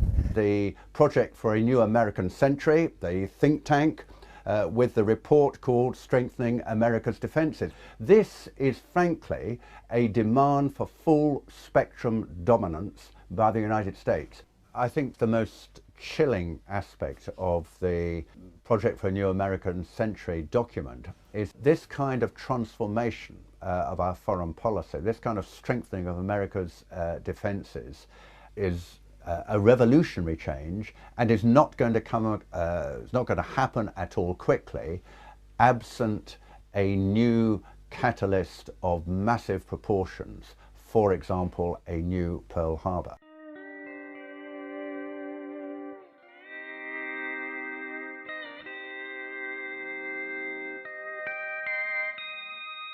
In Crawford, Texas, we found individuals who believe the weapons of mass destruction were found in Iraq. No weapons of mass destruction were found. Are you kidding me? Do you buy that? Yes. Of course there were mass. Of course there were. David, there were. This guy would make a great citizen in George Orwell's fictitious 1984. If we took them all away, does that still mean that if he had the capability, would he still? See, that's in the mind. Well, she's got an ad on TV that said he lying. lied, my son died. You know, He hasn't lied to nobody. What did George Bush lie about? He said he was going to protect weapons this of mass country. destructions. That No matter weapons of what it mass took to keep destruction the enemy was out of our backyards. He never said there weren't going to be nobody killed. That's war. I think they're saying that Bush lied about WMDs, not about troops were going to die. But did he though? Those weapons were there. The authoritarian powers of the state, which are available to government, is very dangerous. And I think we live in a state, we live in states, both the United States and the UK, where the powers to question, to call in evidence, to demand explanation, to hold to account those who are in control are gradually, systematically being weakened. This is very dangerous in a democracy.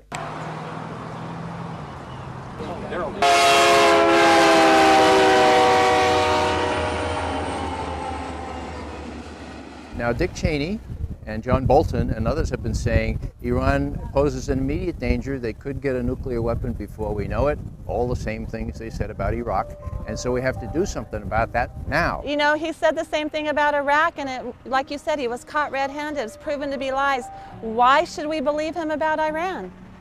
I'm pleased to tell you, American people, that the National Intelligence Estimate just put out on Iran says that Iran cannot possibly have a nuclear weapon for 10 more years. Let me say that one more time. Iran can't be a nuclear power, weapons-wise, for 10 more years.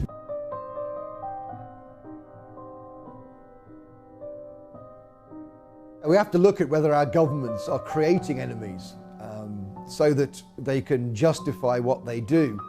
Of course, two of the biggest funders of American presidential campaigns are the oil industry and the arms industry. And it's in their interests that we invade places like Iraq.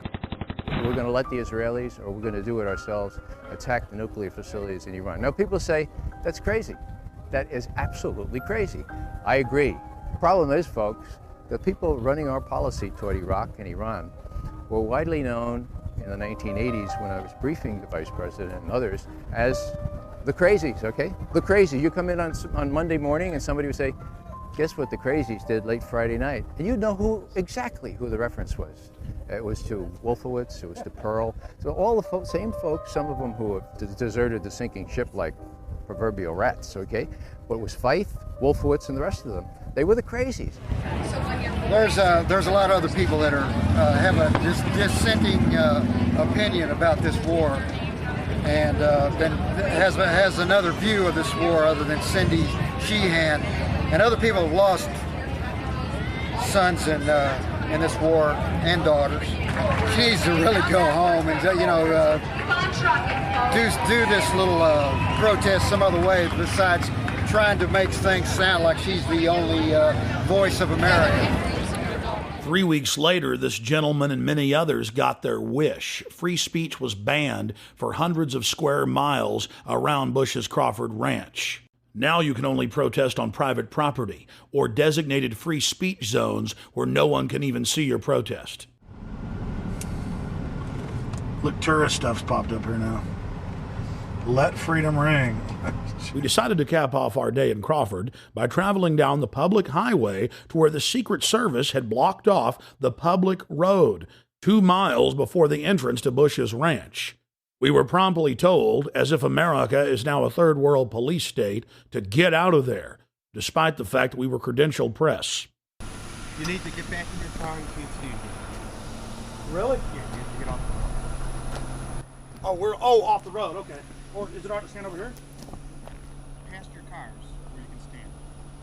Oh, but the barricades are here. So let me get this straight. You believe that the U.S. government crashed those airplanes into the World Trade Center? Yes, the evidence shows it. You're full of Take a hike. The whole point about 9/11 is that it gave a pretext for a preconceived plan. That plan is in the PNAC document, which precedes 9/11 by almost a year. It became clear to us that the administration was using the corruption of intelligence to justify a war that need not happen. In my opinion, when you look at the details of 9/11 and you read reports that there were planes that supposedly contained terrorists but did not take off that day, and that the Flight 93, for example, was supposed to be aimed at either Capitol Hill or the White House, you're in fact looking at a coup d'etat, that they wanted to destroy the infrastructure of American government. There are a host of unanswered questions on all of this. The reason they're unanswered is because this president, this administration, will not answer the questions. Why is it that perhaps the biggest question of all, why is it that after, on 9/11, 8:20 a.m., when it was undoubtedly, without any question, that one of those planes had been hijacked, between 8:20 and 9:38, when the Pentagon was hit, an hour and 20 minutes, no US airplane was put into the air? There were drills on the day of 9/11 in which the American Defense Forces were supposed to be dealing with mock hijackings. Obviously, those would have slowed down the response of national defense to the hijacked airliners.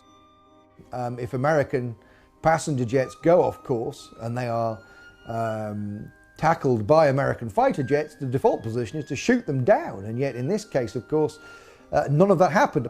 There was the Andrew Air Force Base 10 miles from Washington. It has a squadron of F-16 fighters. None of those was put into the air. This is absolutely almost incredible. The most powerful military technological country in the world, albeit under a terrifying attack, was not able to put planes into the air, which actually could probably have stopped at least the second and third hits.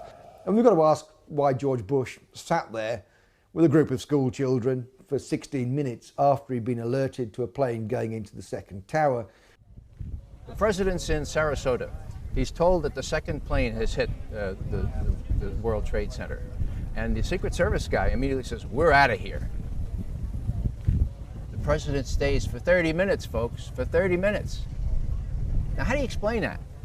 I've talked to all manner of Secret Service people. They say, "We're out of here" was exactly the right reaction. Everyone knew where the president was. If not the president, you might have had some concern for these little kids. Why did he stay for 30 minutes? Why was he countermanded? The implication, of course, is he knew exactly what was going on, that he knew that he wasn't under attack. I think all of this needs to be explained. It wasn't in the congressional report. There was no serious examination of this. And there is the amazing statement made in the official congressional report that the American authorities have not managed to trace the source of the funding. And then the most amazingly disingenuous statement, ultimately, is it of little consequence. It is of massive consequence. The head of Pakistani intelligence at the ISI, Lieutenant Mahmoud Ahmed, requested Omar Sheikh, who is a well-known Islamic extremist who is now actually in prison in Pakistan, to wire $100,000 to Mohammed Atta, who was the lead hijacker. It is absolutely astonishing that that lead has never been followed up. As it happened, General Mahmoud was actually on a visit to the United States, both before and just after 9/11. and saw many leading government officials. For people to dismiss these questioners as conspiratorial advocates or conspiratorial theorists, that's completely out of line, because the questions remain because the president, who should be able to answer them, will not. We have plenty of evidence that the attack on Afghanistan was planned. Because after the negotiations with the Taliban broke down in the United States, I think they went to Houston in Texas in about July, and there were later discussions at about this time in Berlin, where US officials made absolutely clear to the Taliban representatives in this famous phrase, either we will provide you with a carpet of gold, in other words, if you supply a pipeline across Afghanistan, you ensure the security of the country, you guard that pipeline, then we can do a deal with you, otherwise we will bury you in a carpet of bombs.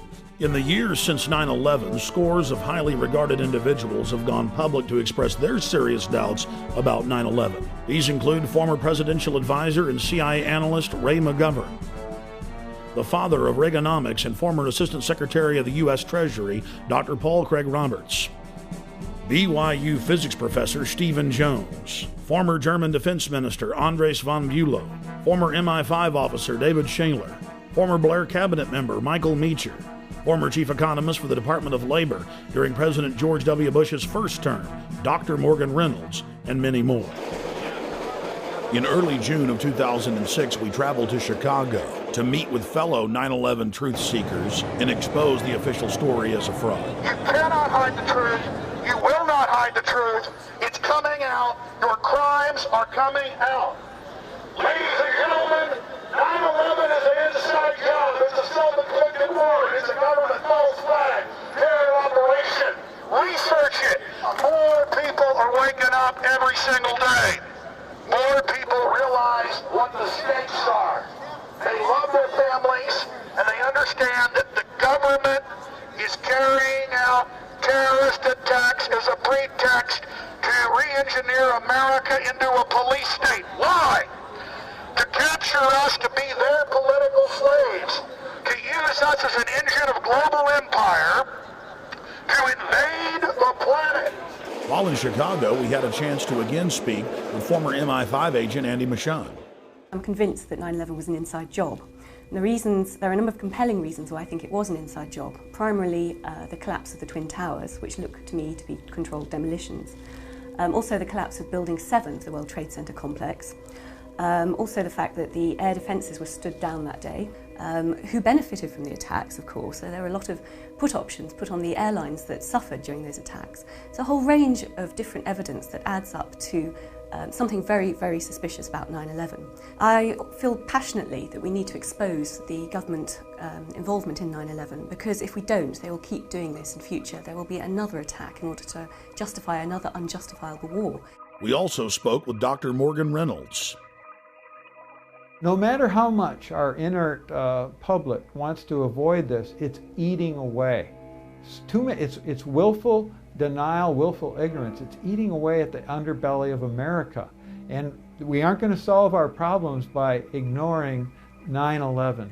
The biggest smoking gun then and now is WTC-7. How can anyone watch it without some kind of a psyop or verbiage accompanying it and not look at that and say, hey, that building was just demolished, just the way the Las Vegas Sands was, or the Seattle Stadium, etc. Just there's no way around that. Here we are in so-called broad daylight. It's 5:20 p.m. and we've got cameras on it. And what other explanation can there be for this very conventional-looking collapse when under 7 seconds?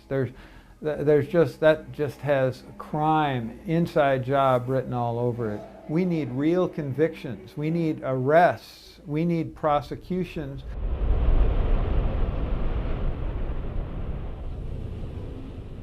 We also had a chance to speak to Professor Stephen Jones, who is a doctor of physics, concerning new bombshell evidence that conclusively proves that thermite was used to cut the main pillars in the World Trade Center towers.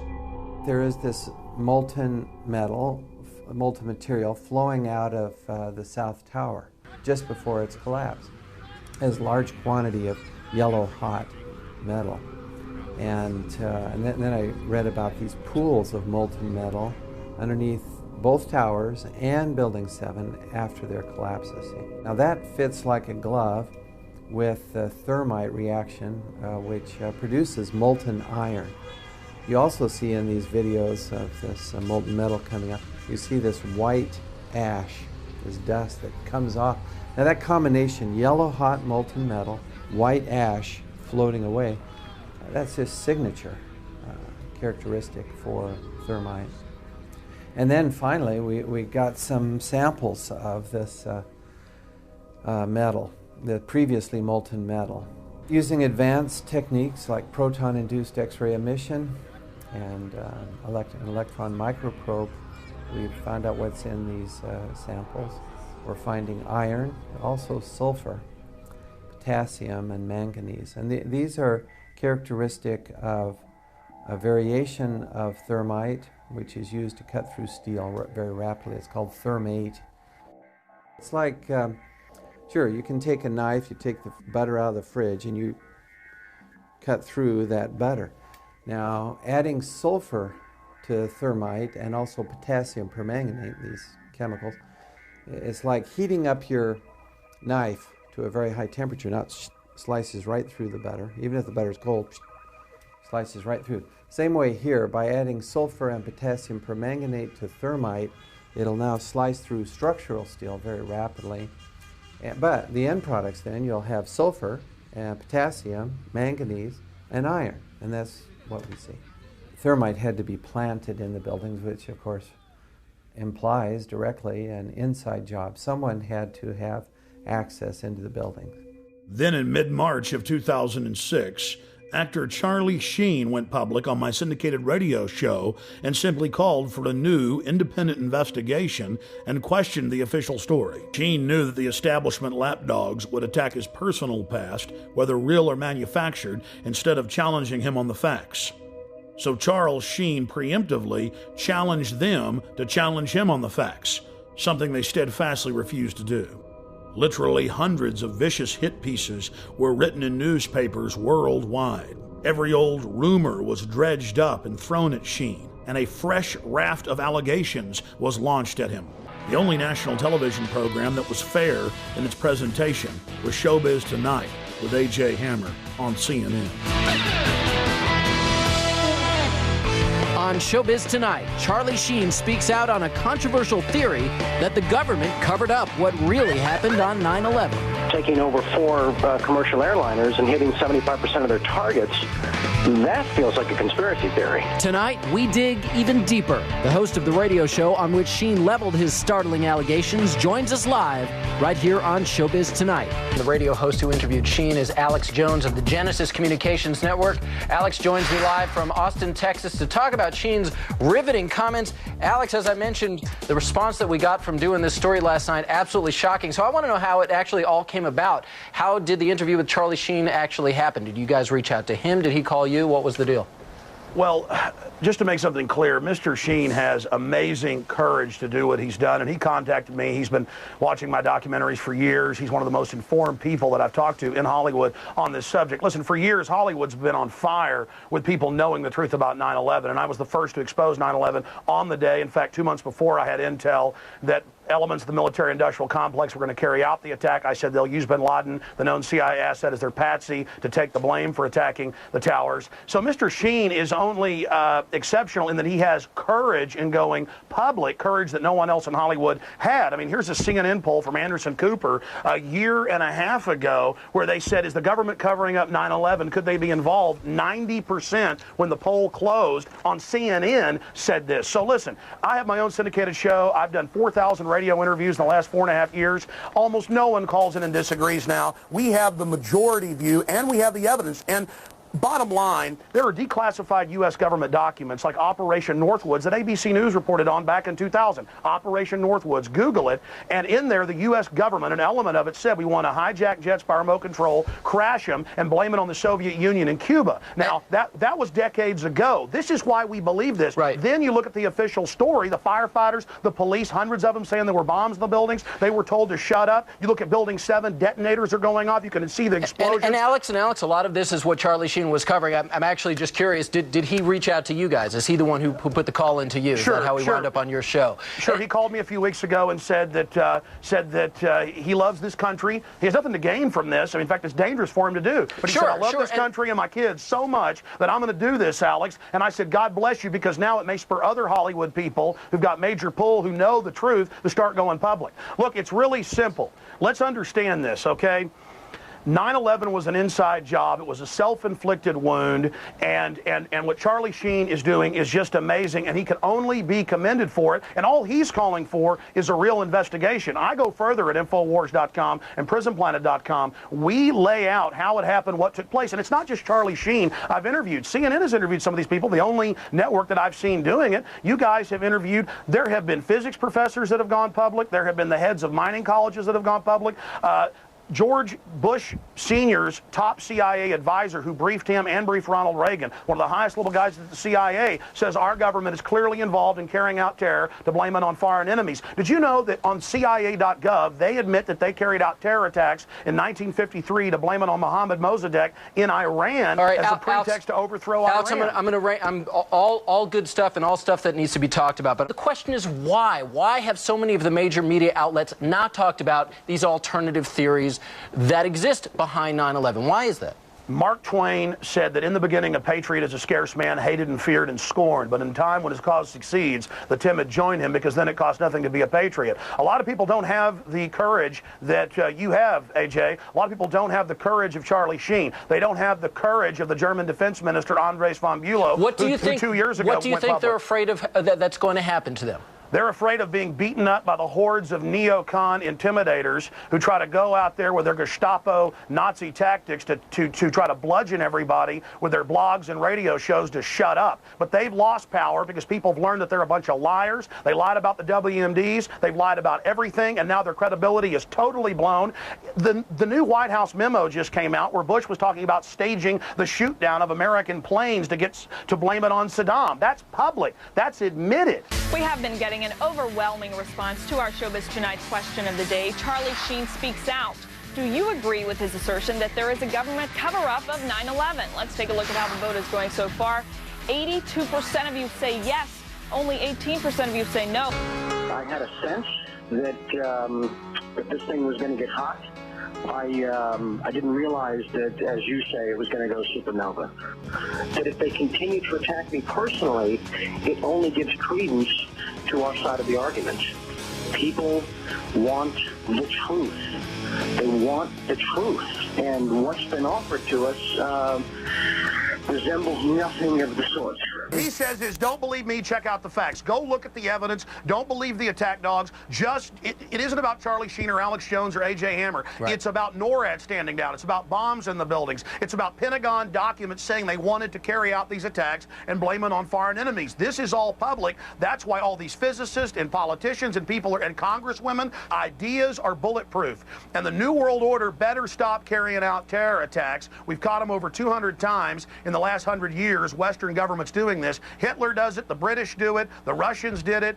Governments do this. And I'm not saying the whole government. Very small criminal black world is what they're called. Operators are carrying this out. That's the facts. Please go investigate it, ladies and gentlemen. You will discover the truth. Look at America. It's turning into a police state. We're putting cameras in school bathrooms. Nothing can stop the truth from coming out on 9/11, and we're in danger of the New World Order carrying out more terror attacks to keep this war for empire. Charlie Sheen then appeared on Jimmy Kimmel Live. Sheen again threw down the gauntlet and challenged his detractors to look at the facts of Building 7 and the 5 frames from the Pentagon. You know him from movies like Platoon and Wall Street, and in addition to seeing him every week on 2.5 Men, opening tonight, you can see him in Scary Movie 4. Please welcome the indestructible Charlie Sheen.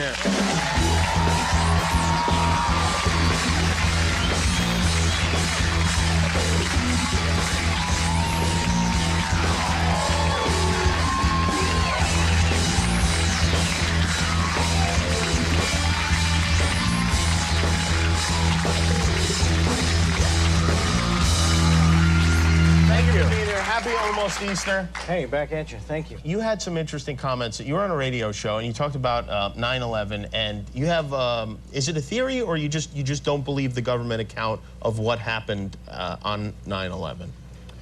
I just had questions. Yeah? I had a lot of questions, and the forum I chose to voice those questions in is the Alex Jones radio show, and just because he's a guy that I've been a fan of and followed for a lot of years, and you know, I got attacked. I mean, there were a lot of hit pieces. The reaction was people get very mad when celebrities have opinions. No, I understand. Yeah. I understand. I know he's not qualified. He doesn't. You know, he's just who the hell is he to have an opinion about something so horrible? And you know, it was sad because they didn't really take a look at any of the stuff I was asking them to look at, any of the evidence or any of the stuff that generated those questions. You know, and they said, oh, he's another tinfoil hat wearing Hollywood clown. You know, and it's like the only. You know, I felt that the only real validation I needed was just being a tax-paying American that loves my country.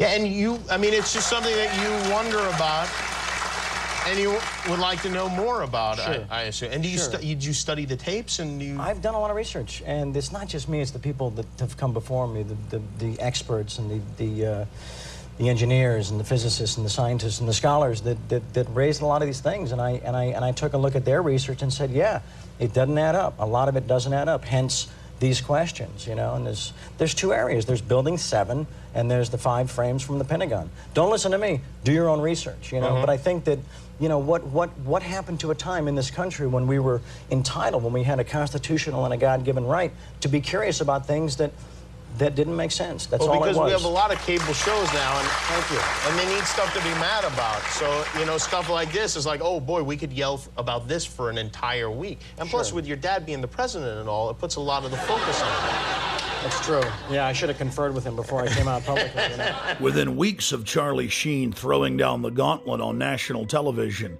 the federal government released 2 new videos, almost identical to frames released 4 years before by the Pentagon. We've got to ask questions about why the Pentagon could be attacked. This is supposed to be the most defended building in the world.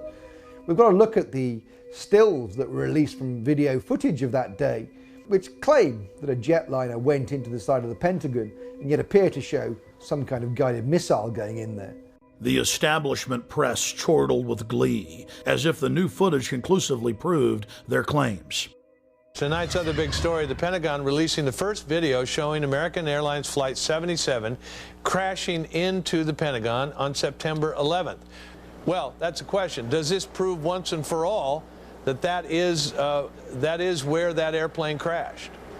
Well, I would have thought that over the years that was never a question, but some folks had a question about that. I think that question is now once and for all answered. Since the first days of 9/11, the establishment press has only focused on the Pentagon controversy and not the hundreds of other smoking guns and serious questions that have been raised. We have to ask ourselves, why? As if it was by design, the new frames only intensified the debate. No passenger plane is evident in the still frames. They're more than happy to endlessly focus on the Pentagon, but they won't touch Building 7.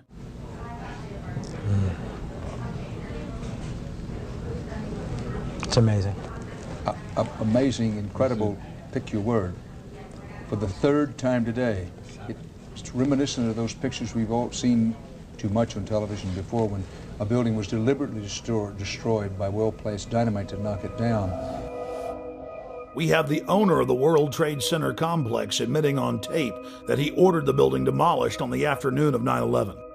I said, you know, we've had such terrible loss of life. Maybe the smartest thing to do is pull it. And they made that decision to pull, and then we watched the building collapse.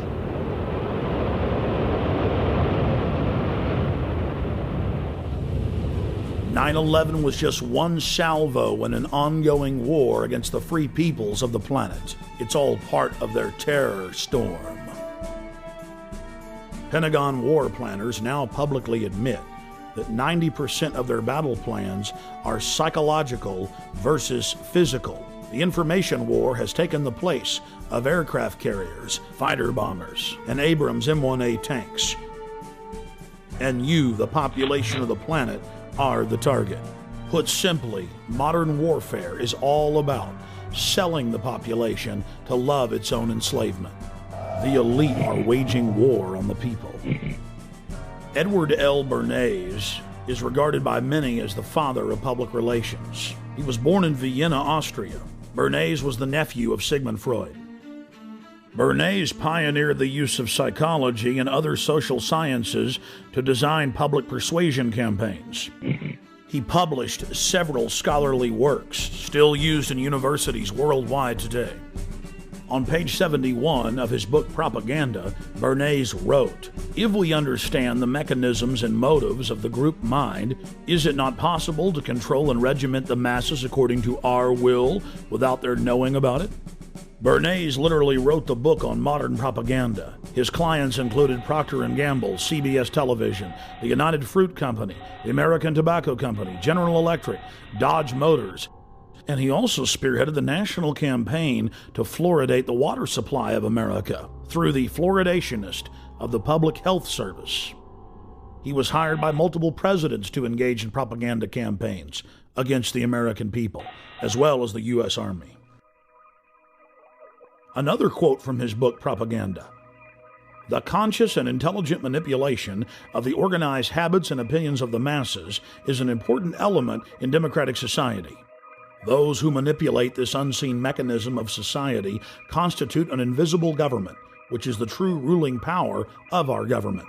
We are governed, our minds are molded, our taste formed, our ideas suggested, largely by men we have never heard of." Nazi propaganda minister Joseph Goebbels publicly praised Bernays on many occasions and stated that Bernays' work was the blueprint used by the Nazis to seize control of the Reich.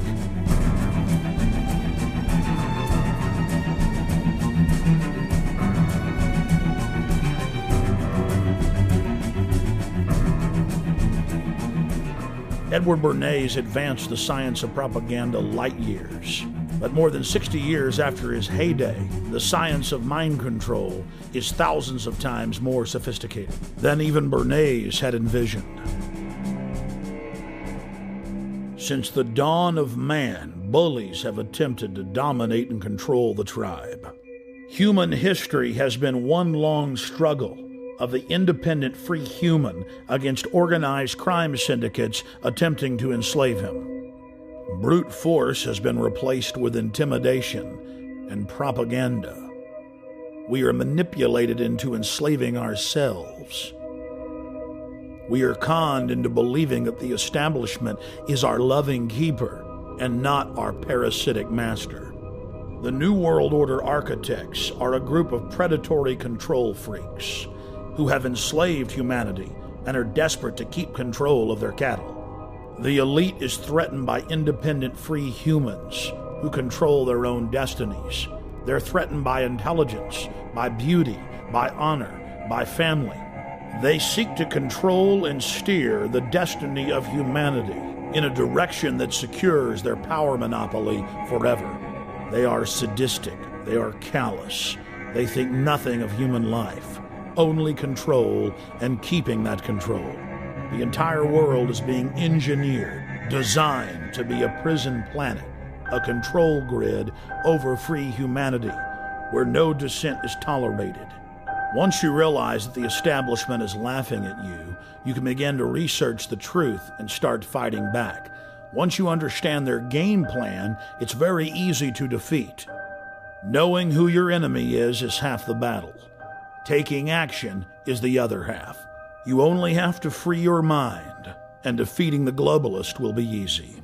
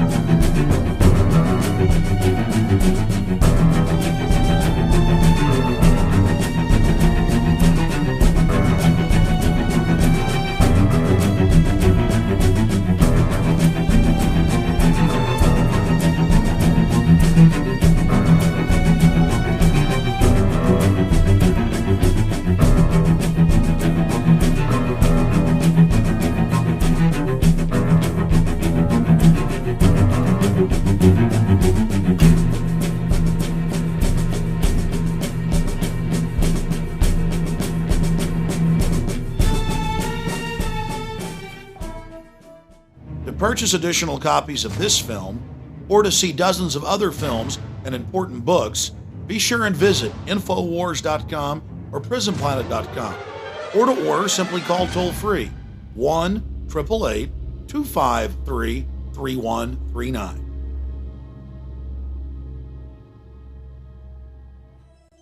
Hey guys, get your cameras on. Yeah, what's going on? I've almost been arrested 3 times every day, anywhere in the city, videotaping anything. It is an absolute nightmare. And we're looking for patriots that know what the Bill of Rights and Constitution says, and that can see all of this and know that it's a fraud. 4 planes in 2 hours! How can that be? A cop on 9/11 said that it was going to come down. I don't know how he knew that. On the morning of 9/11, the CIA was running a drill of flying hijacked jets into the World Trade Center and Pentagon. Building 7 is further away from the towers and was not hit by planes. So if your building's owned by Larry Silverstein, it collapses because he's got a big fat insurance policy. And the Project for New American Century said that we need a terrorist attack on the Order of Pearl Harbor to get the American people behind a war. Prescott Bush, he did a number of things that were not only anti-American, but were pro-Hitler. A lot of people aren't going to know what Skull. I don't really know what it is. Why don't you talk about NORAD standing down, Michael? Why not the really hardcore 9/11 issues? Thank you, and goodbye. The ritual? That's none of your damn business.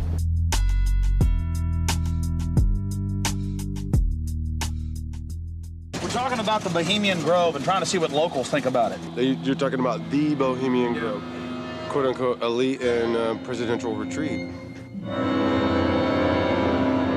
I can't even begin to imagine what we're going to discover when I infiltrate tomorrow.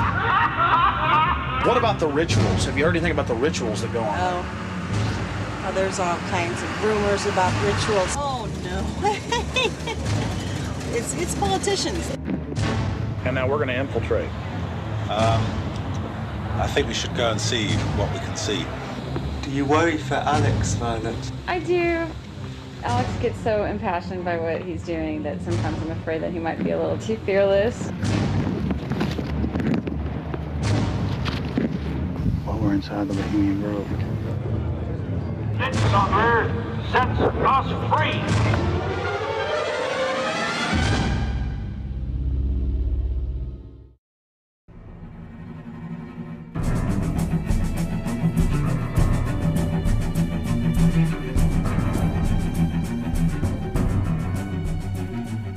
Presenting our next speaker is a man who needs no introduction. His recent courageous radio and television interviews have sparked a worldwide momentum in favor of the 9/11 truth movement. He is the star of over 100 major motion pictures, including Wall Street, Red Dawn, and Platoon. Currently, you can see him on CBS's 2.5 Men. Ladies and gentlemen, the indestructible Charlie Sheen.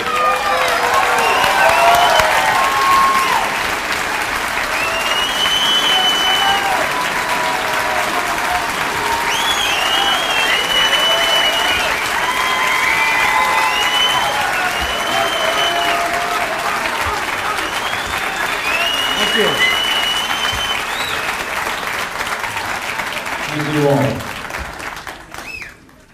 That is so moving. Thank you. Thank you all for coming. Good evening. Thank you.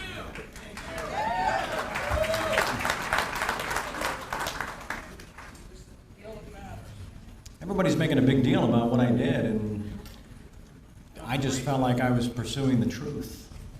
That's all.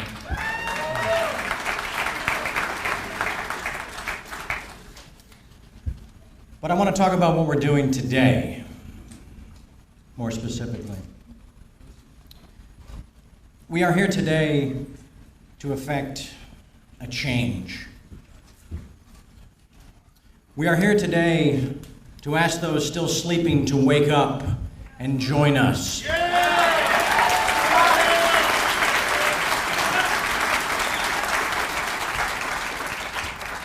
We are here today to present a case forged in science at the bedrock and common sense in its foundation. We are here today to fire a warning shot across the bow of mainstream media to remind them of their original responsibility as civil and political watchdogs.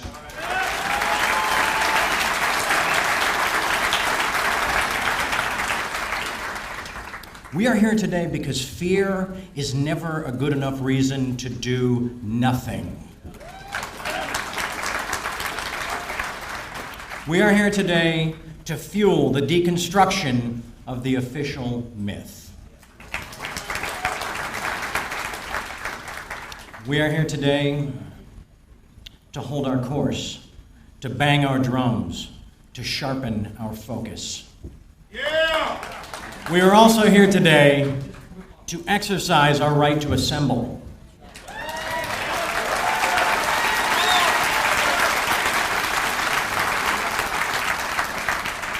Our right to speak freely, and our right to choose. We are here today to begin draining the cesspool of lies and distortion we refuse to drown in any longer.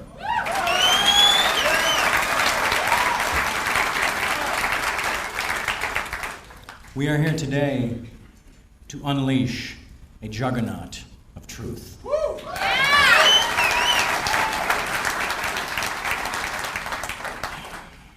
We are also here today to honor the victims and the families of 9/11.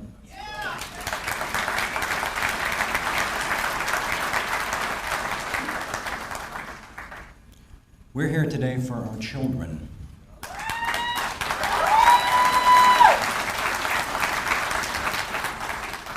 As well as their children.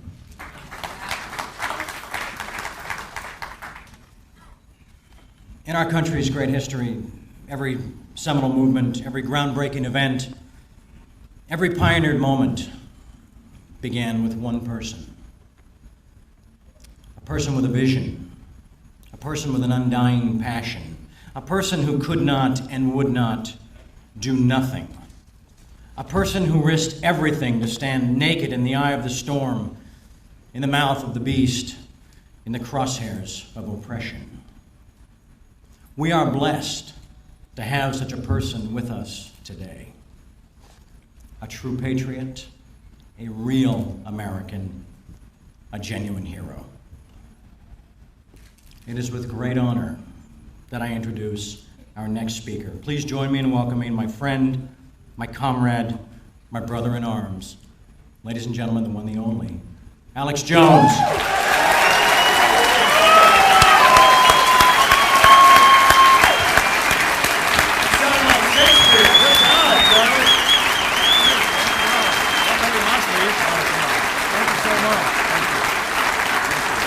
I want to thank all of you for being here, and Charlie Sheen and everybody. Charlie, I'm not going to keep you up here too long, but what's it like to see all these energized people?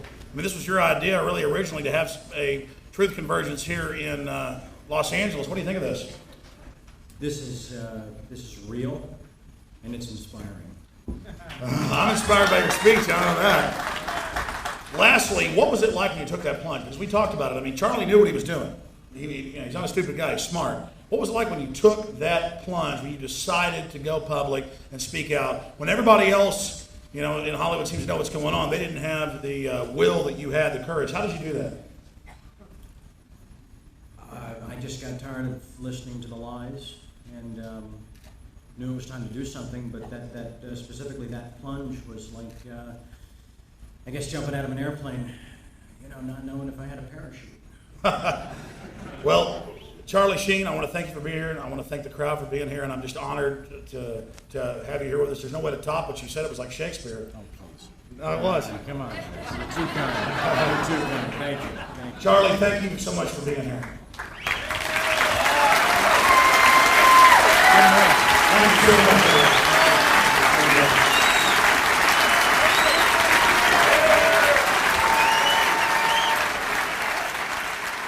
9/11 and the neocon agenda. 9/11, the foundational event for the police state we see unfolding not just in North America and Europe, but worldwide. It's so important. 9/11, 2 days of truth, facing the facts, facing the evidence. That's what we're doing here today, and I want to thank all of you for being here.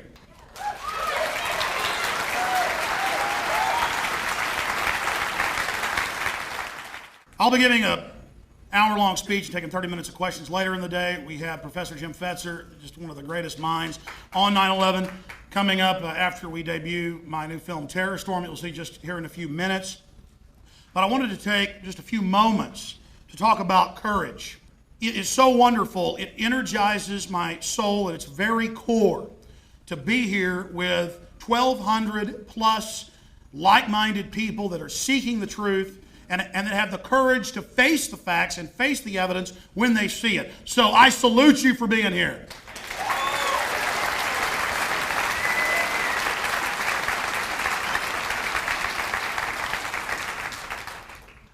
William Rodriguez is one of the heroes that we have here today. There's a lot of courage. There's a lot of courage in this room right now. But think about William Rodriguez. He showed courage repeatedly at levels that if he was in the military, he should win the Congressional Medal of Honor. On that day, he was the head janitor in one of the towers. He stayed in there. He helped take the firefighters all the way up to where the planes had impacted, to where the main damage had occurred. He single-handedly guided out 15 people himself, and he was there when that building collapsed with those firefighters and was the last civilian, the last non-emergency worker to be pulled from the rubble alive. But frankly, I think the even greater courage that he exhibited was when they took him to the White House, national TV, hundreds of shows. They wanted him to run for Congress. They wanted him to be the new Sergeant Rourke. But he started talking about the bombs going off that day and the explosions before they collapsed and the things that he witnessed. And they told him, just shut up about this and you're going to get millions of dollars. And they were offering him all these deals. And he said, no, I'm not. Then they turned against him. Then they tried to demonize him.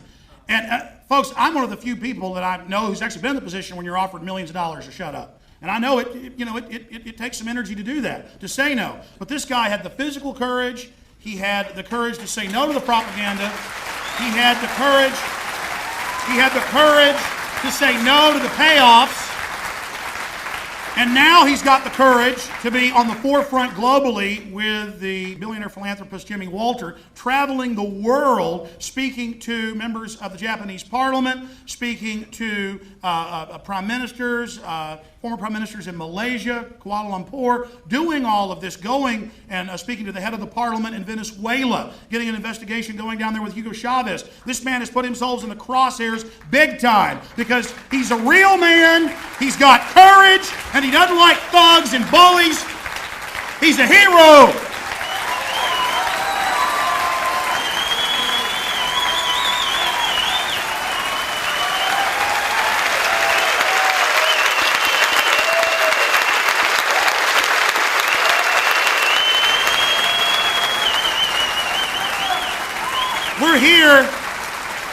We're here amongst heroes. And again, all of you have courage for just being here. The alternative press that's here has courage. The national press that's here has courage to get this information out, to get in the arena, to put your cards on the table. I mean, it's just so wonderful to know that we've gone from almost 5 years ago with no one believing that 9/11 was an inside job but having the evidence to now in major polls, half of the American people in scientific polls believe the government carried out the attacks.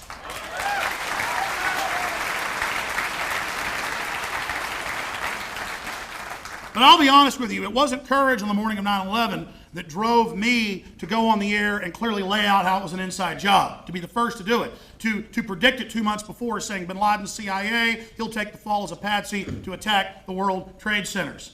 I'd seen all the indicators, I had the assets inside the government to know that was coming. It would take mindless courage to see this tyranny coming and to just give up and roll over and let my family, my children, live as slaves, and I'm not going to do that.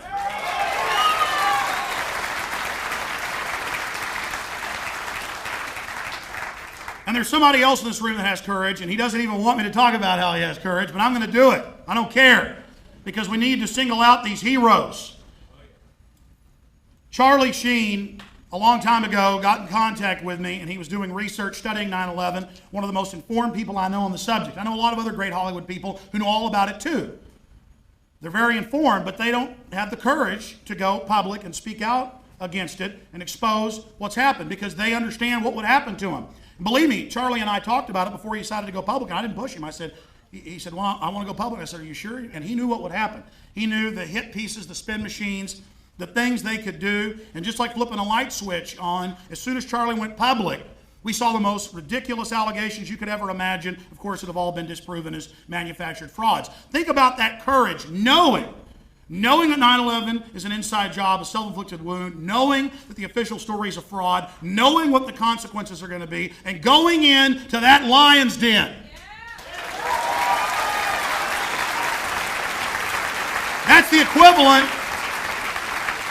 That's the equivalent of being a World War II airborne ranger and charging up those beaches at Normandy against those machine gun and howitzer nests. And Charlie Sheen did it. He knew what was going to happen. He understood it, but I don't think he understood the huge effect it would have. The 9/11 Truth Movement had grown. It was growing fast. But when he did that, it was like adding gasoline to a fire. It exploded, and those fires have spread. And Charlie Sheen, what he did with those 2 radio interviews, and then what he did on Jimmy Kimmel, after he'd already been told to shut up, still going on, still having the courage, what he did, I think, is the most important thing he'll probably ever do in his life. And it changed the political landscape. Not just because he was a Hollywood guy or a director. No, because people knew the cost. They knew. People weren't stupid. They said, that's courage. That's somebody who knows we're under threat, and he's got the will to literally sacrifice himself to a great extent to try to save this country. So God bless you, Charlie Sheen. I love him. He's a wonderful person.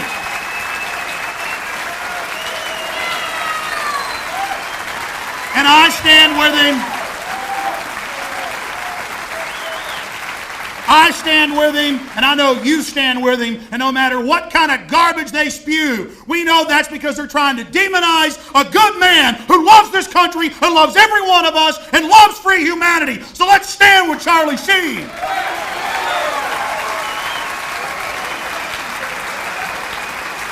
We have to stand with every single hero.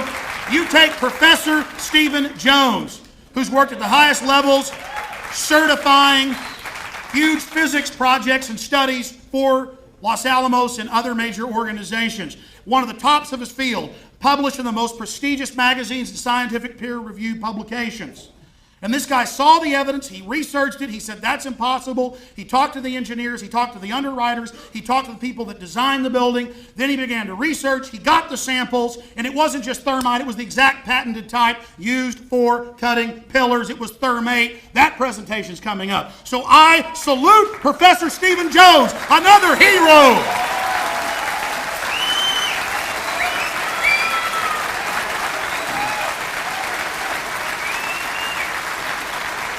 And now he's got other universities, other physicists, other geologists, others in archaeometry, others researching, reviewing, and his data is getting approved, confirmed. It's conclusive. So again, it is so wonderful. It's the greatest thing in my life next to my children to know the greatest experience, the most fulfilling to my soul, deep down. It's like a cool drink of water in the desert to be around people like this. This is the best thing in the world. This is the most wonderful thing in the world. I know it is for you too. And all of you are leaders. All of you are heroes for being here. You've got to get out there. You've got to become the leaders. Not just count on us to be the leaders. We're going to win this thing by all of you going out there and waking everyone up in your area. And I know you're doing that.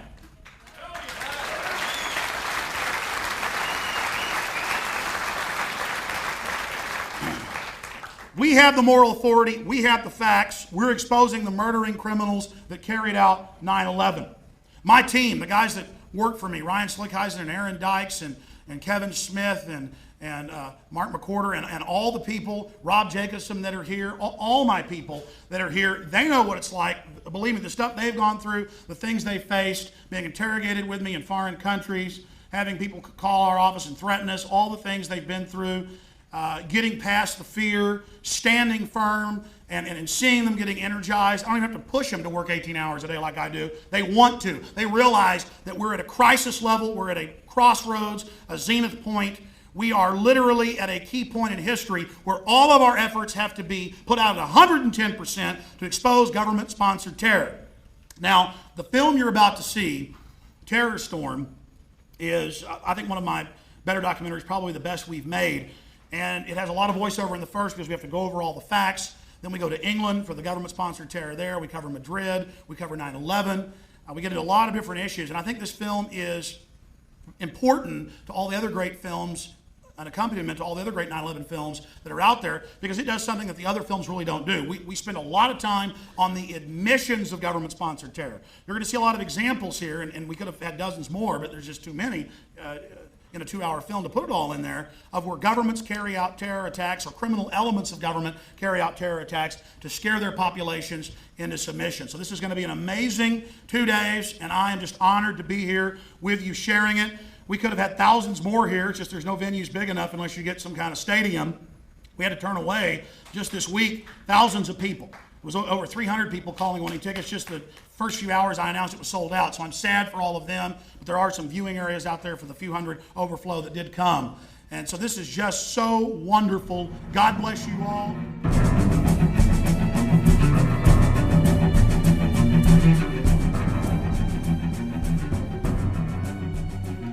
Hello, I'm Alex Jones, and I'm the organizer and presenter of the conference we've been having for the last day. We're now into the second day, 9/11 and the neocon agenda, facing the facts.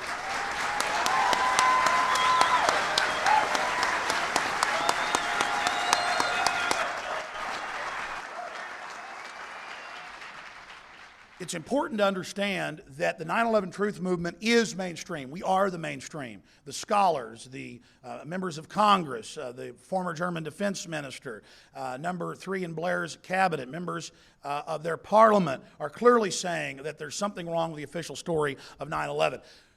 However you look at 9/11, we know the official story is a fraud from end to end. Hundreds of discrepancies, hundreds of bald-faced lies, things that are so comical it's hard to believe, but then we have to realize that most Americans and people globally just haven't looked at the facts. But more and more in the last almost 5 years have begun to look at it, and that's why in Zogby polls, scientifically conducted in the last few months, we have, 48% of the American people believing the U.S. government was involved in the attacks, and 68% believing there's a cover-up and should be a new investigation. It was a similar Zogby poll, of course, 2 years ago in 2004. So half of the American people, roughly, believe it's an inside job, and the vast majority smell something rotten in the state of Denmark. The evidence, the science, the facts are on our side. And 9/11 is a foundational event for the military-industrial complex that was clearly involved, criminal elements. They are using it to push a police state, the surveillance state, the NSA control grid here in the United States, to federalize our police, to pass the Patriot Act and the reauthorization of the Patriot Act that I challenge you to read, that eviscerates large sections of the Bill of Rights and is totally unconstitutional. And worldwide, countries are using 9/11 and other false flag events that have clearly been staged and other patsy actions and provocateur actions to take freedom worldwide. The United States has gone from the tower on the hill shining light to the world, being the most loved, to now in global polls, respected polling agencies, to being the most hated just in the last 6 years. That's a disgrace.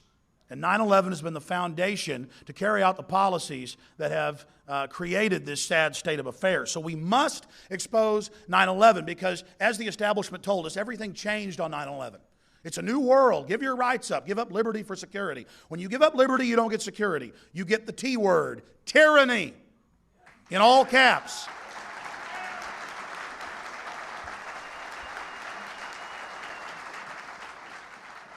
We know that the official story is a fraud, and we are here to expose this and to share ideas and to move forward. We absolutely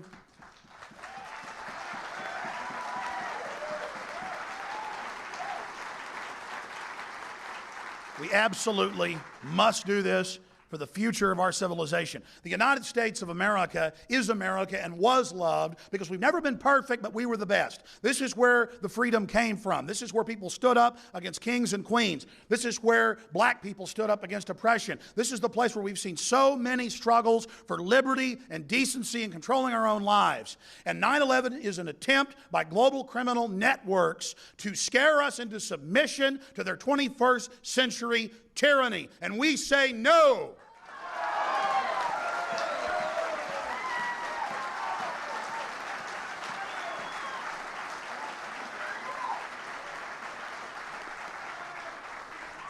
Do Arab nations, do Muslim nations, from Malaysia to Afghanistan, to Syria, Iraq, Saudi Arabia, how do they stand to gain? Qui bono, Latin for who benefits. How do they stand to gain from flying jets into buildings and turning the most powerful country with the most awesome military against them? These people aren't stupid.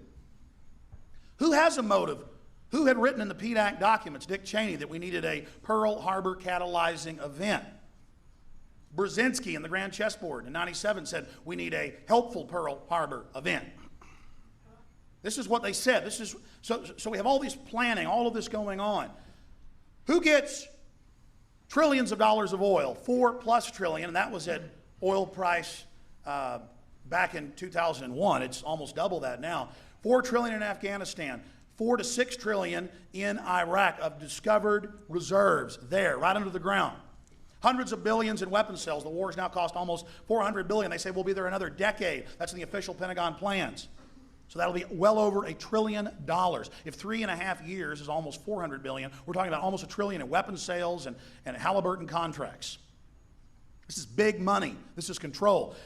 But not only that, the PNAC boys told us we'll also use Iraq to build these permanent bases, and that they want civil war there as a pretext to stay and build the bases as a base of operations to then link up, take over Iran and Syria. Then they have Afghanistan. Now they're on China's doorstep. This is about war with China in the final equation. This is about World War III. And there's no reason this needs to happen. We must expose 9/11. It's meant to terrorize the American people and the people of the West into this clash of civilizations that they're engineering. I'd like to introduce our panel now. There's Lieutenant Colonel Bob Bowman. He is the first director of what is known as the Star Wars program, or the Strategic Defense Initiative under Ford and Carter when it was secret. And Lieutenant Colonel Bob Bowman, of course, was the former Director of Advanced Space Programs Development for the U.S. Air Force, and the former United States Air Force Lieutenant Colonel with 101 combat missions over Vietnam. And he holds, again, a PhD in aeronautics and nuclear engineering from the California Institute of Technology, and many, many other letters.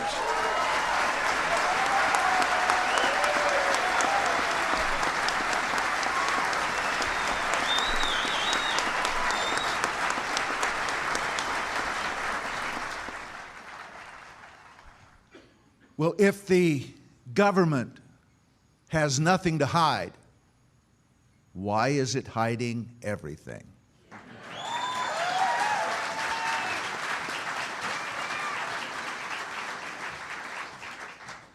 Why is it confiscated and hidden or destroyed all the evidence? Why is it hiding the videotape of whatever hit the Pentagon? Why is it hiding the audio tapes of the FAA controllers and NORAD? Why is it shipping off to China immediately all the forensic evidence except a little bit, thank God, that Professor Jones was able to get a hold of?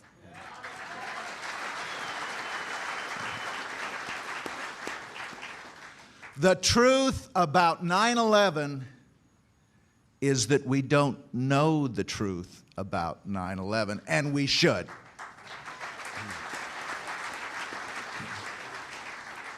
I deserve the truth. You deserve the truth. The families of those killed on 9/11 deserve the truth. The American people deserve the truth, and they're not getting it.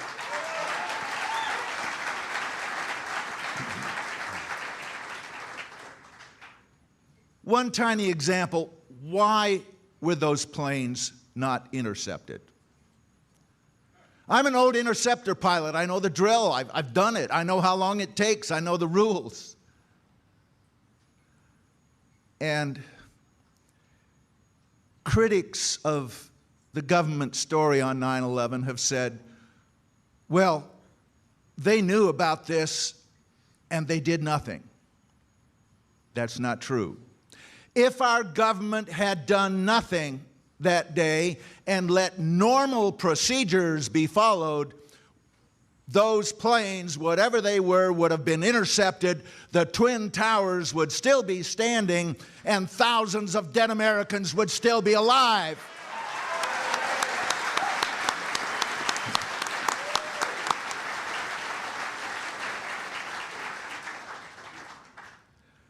Now, some in defense of the government say, well, I guess there was a little bit of incompetence on that day.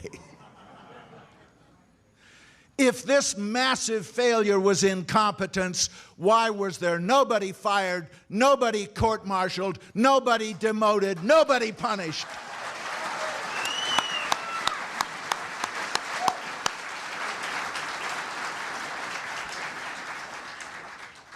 The truth of the matter is that those primarily responsible in a position where they could have made the difference were either promoted or given the Medal of Freedom, for God's sakes.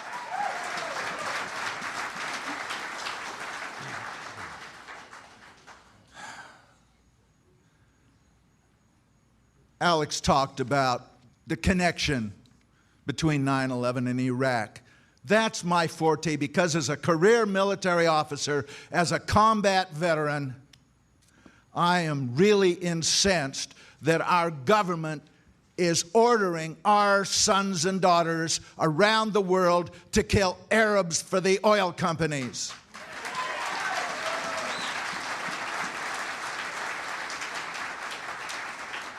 And 9/11 was their excuse. 9/11 was their new Pearl Harbor. People tell me, oh, we had to do something, 9/11, and I say, yeah, but why Iraq? Iraq had nothing to do with 9/11, and Saddam Hussein and Osama bin Laden were bitter enemies. If we really thought those 19 hijackers were responsible, why didn't we attack Saudi Arabia?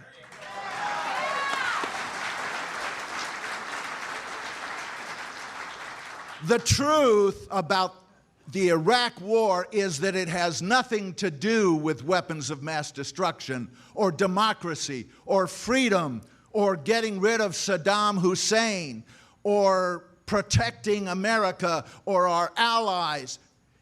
It has to do with money, it has to do with oil, and it has to do with raw imperial power.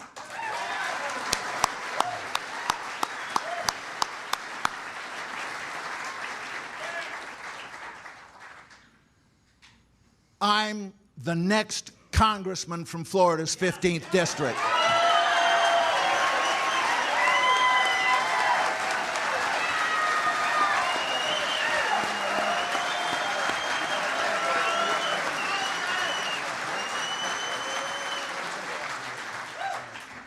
And when I get there, I am taking the 9/11 truth movement mainstream.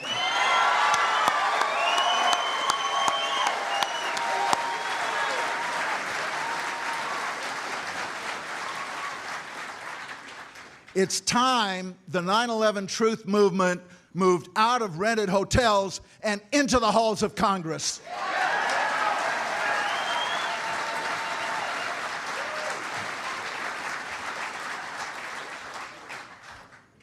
I may not be there yet, but I have already lined up co-sponsors for legislation to initiate a truly independent investigation of 9/11.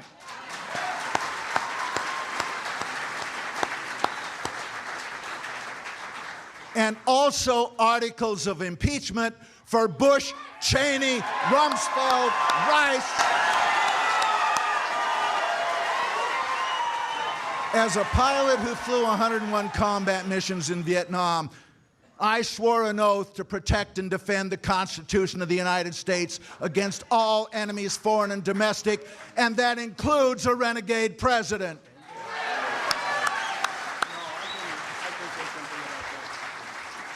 It's time the whole oil mafia were removed from office and indicted for treason.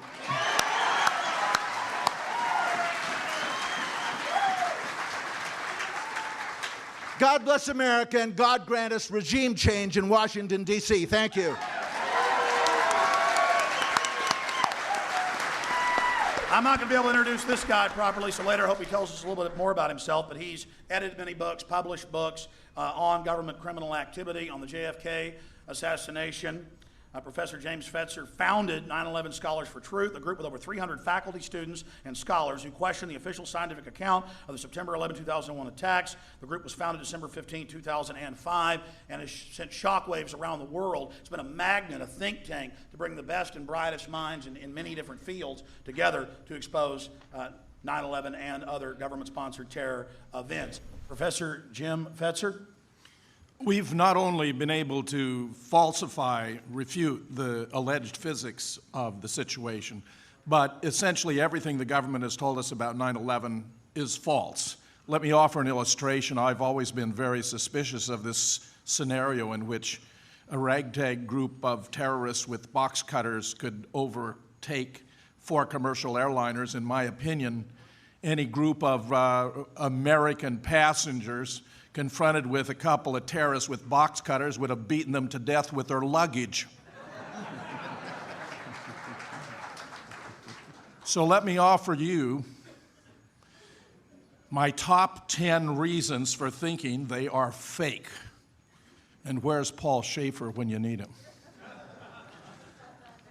Number 10 top reason for thinking the hijackers are fake. Their names do not appear on any passenger manifest. That's not easy to arrange, my friends. If you know of any other case, I'd be interested in hearing it. Number 9, none of them were subject to any autopsy. Would have been interesting, powerful evidence if, in fact, we had some bodies here to offer some proof, but there is none. Number 8, top 10 reason for thinking these hijackers are fake.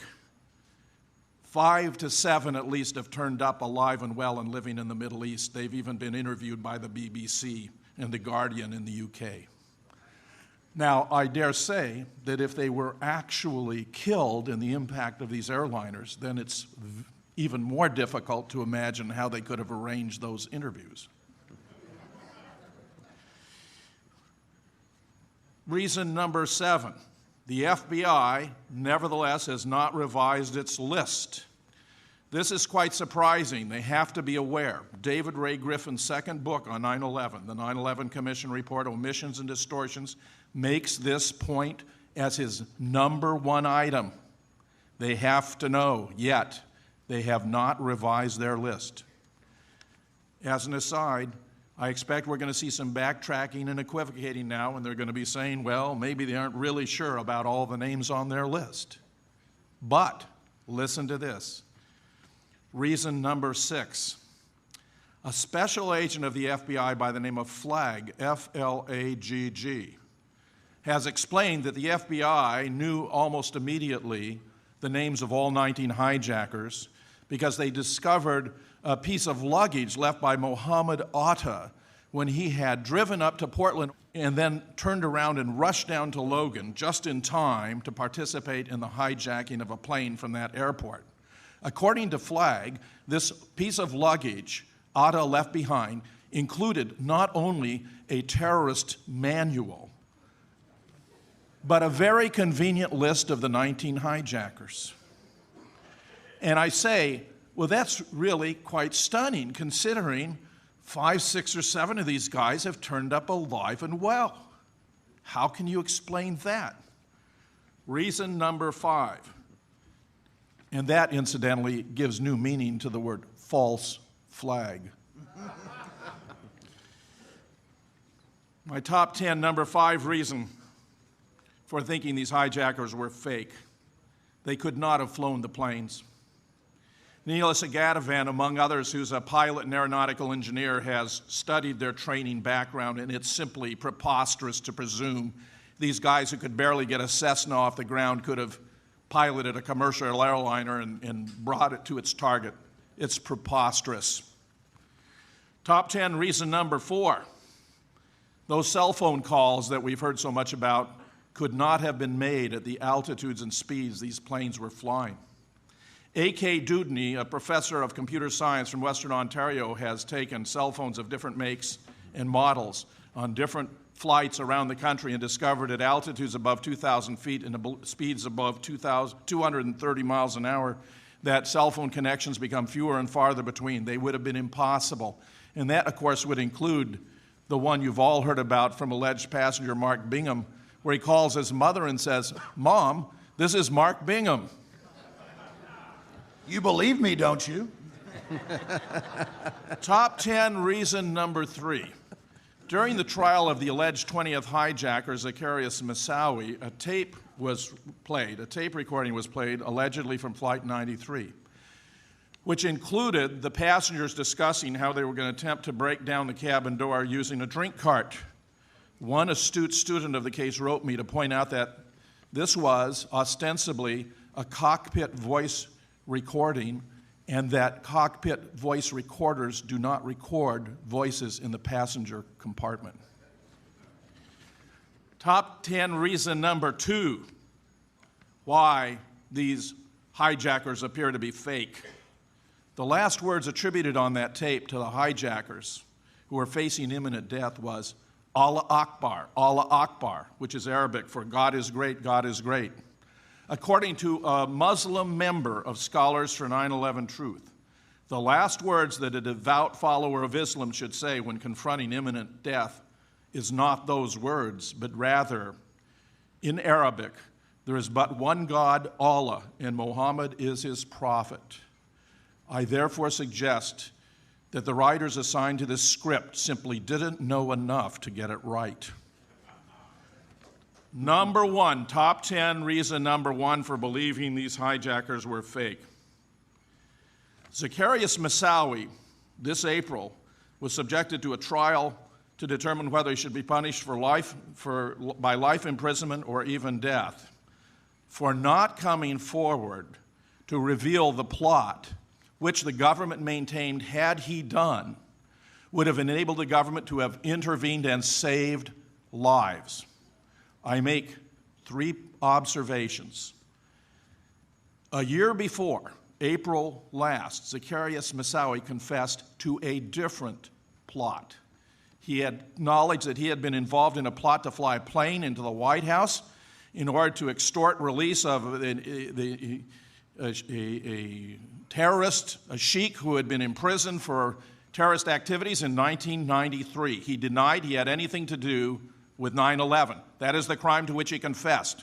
A year later, the federal government has played a shell game, and now they're insinuating and implying he had something to do with 9/11. As my good friend Webster Tarpley has observed, this man had no obligation to come forward and to confess his involvement in a plot, even if he had been involved in 9/11. We still have something here known as the Fifth Amendment. He had no obligation to incriminate himself. Third, and most tellingly, and this must have been incredibly embarrassing to the government, an FBI agent testified he'd been following Moussaoui. He'd been observing him taking this flight training. He had suspected that he might be involved in a terrorist plot, even to fly planes into the trade towers, though he suggested later that was merely a lucky guess. He testified under oath that he had told his supporters, his superiors, about his suspicions, not once, not twice, 70 times. And I say to you, 5 or 6 might be excused as ordinary incompetence. 20 or 25 may be criminal neglect. 70 times has to have been a matter of direct policy, deliberate policy. They were keeping these guys in reserve so they could use them as their cover story when the government itself perpetrated these dastardly terrorist acts. All right. Webster Griffin Tarpley has been writing for over 25 years on government and state-sponsored and criminal network terrorism. He is an expert in uncovering how governments and how private corporations carry out false terror attacks, murders, other criminal activities, and then blame it on their enemies. He is the iconoclastic Webster Tarpley, an activist, historian, best known for his George Bush, the Unauthorized Biography, which was an underground bestseller and classic. And we are honored to have him here with us today. Against Oligarchy, a collection of Tarpley's essays and speeches, appeared on the internet and has also been a huge success at waking people up. He is the author of 9/11 Synthetic Terror, Made in the USA. Yeah. Okay.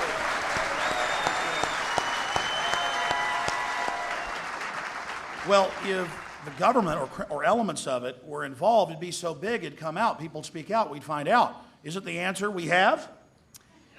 If you go and look at something like the Manhattan Project to build the atomic bomb, there were tens of thousands of people involved, and the secret never came out. So I think this is generally a red herring. Let me just say how I got into this. I was in Berlin on September 11th, so it all hit me late in the afternoon after coming out of a conference that I was attending. When you see something like this, you're confronted by an act of spectacular war provocation, obviously involving hundreds and hundreds of people, hundreds of millions of dollars. And you can figure out, for me it was about 30 seconds in Berlin to figure it out, who could do that? Who has the physical, technical capability? If you know the contents of the world in terms of secret intelligence agencies, you know it's the US, the British, the French, the Russians, the Mossad. And of course, other countries in their own soil. But given where it was and when it was, given the suppression of air defense for 1 hour and 45 minutes and even more, it can only be a force inside the US command, with some help, as we turn out later to find, from the British, from MI5, MI6.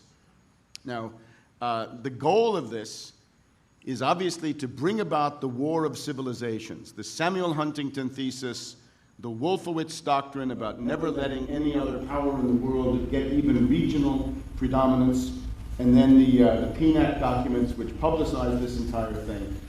So you're dealing with a coup d'etat. 9/11 is a coup d'etat, one part of the government attacking another part of the government. I would say, if you want to identify who did it, we can talk about a rogue network, an invisible government, a secret team, the deep state, the fifth column, many words that have been coined to describe what everybody is vaguely aware of. That if you go back to the Bay of Pigs invasion, the Kennedy assassination, the Gulf of Tonkin, the Vietnam War, and in particular, the Iran-Contra drug running and gun running, this is necessarily the network that has the physical and technical capabilities to carry this out. Now, I came to this from having studied NATO spheres of influence terrorism in Central Europe, the Moro assassination, the Red Brigades in Italy, the Baader-Meinhof group in Germany, and also the Iran-Contra questions. And when you look at it from this point of view, there's a prima facie conclusive case that the only agency that's capable of doing this is one cutting across the Department of Defense, the CIA, the NSA, the National Security Council, and so forth. Now, that hypothesis has to be then tested by a rigorous research, which I tried to do for my book, 9/11 Synthetic Terror, Made in USA, and I think the finding is now conclusive. If you look at the absurdities of this story, we're given 19 patsies, a lot of them basket cases, a lot of them very low-grade subjects, a lot of people who would have difficulty even getting through a normal day without some kind of support, right? Some of them couldn't get a driver's license probably in any state except possibly New Jersey. So they're very low-grade subjects, and we're told that these 19 patsies were able to carry out these spectacular feats. The fact that they lived on military bases and were trained on military bases and were, I believe, reporting to terrorist controllers and case officers inside something like the Able Danger organization. You've also got the fact then of 1 hour and 45 minutes with no air defense. You've got the fact that the buildings had to come down through controlled demolition. It's a physical anomaly, as Professor Jones has said. It's clear also that there's no Boeing aircraft at the Pentagon, but rather something much more like a cruise missile.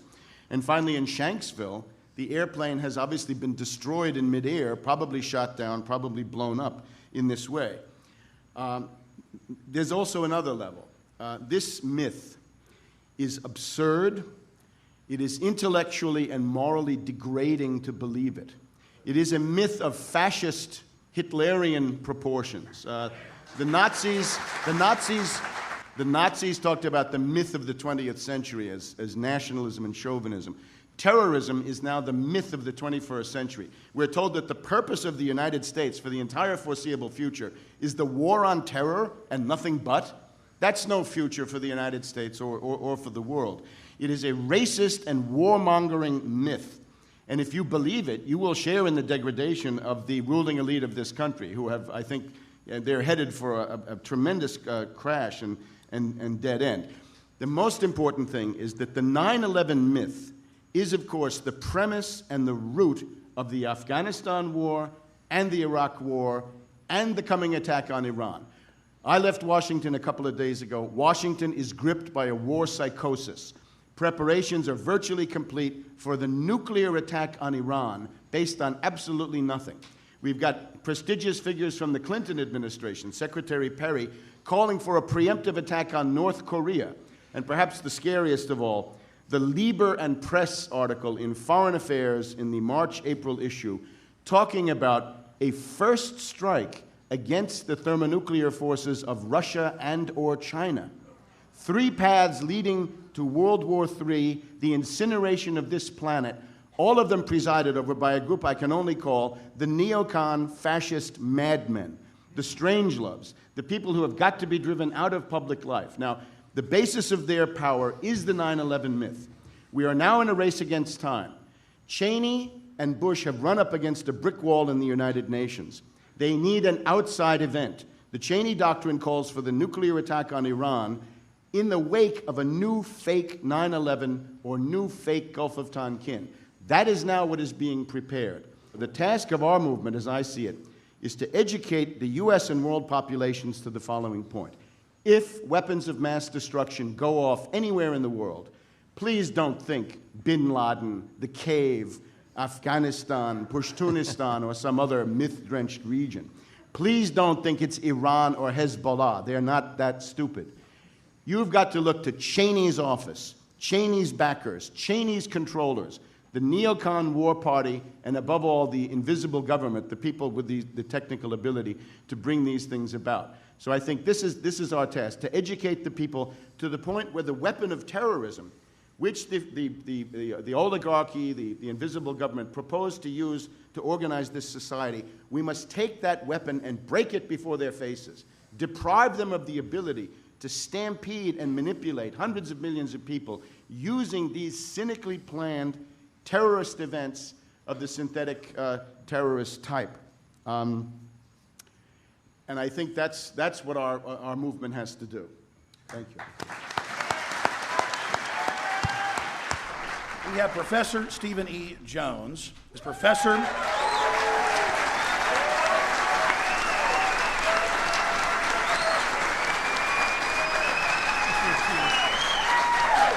Stephen Earl Jones is a professor of physics at Brigham Young University who conducts research into nuclear fusion and solar energy.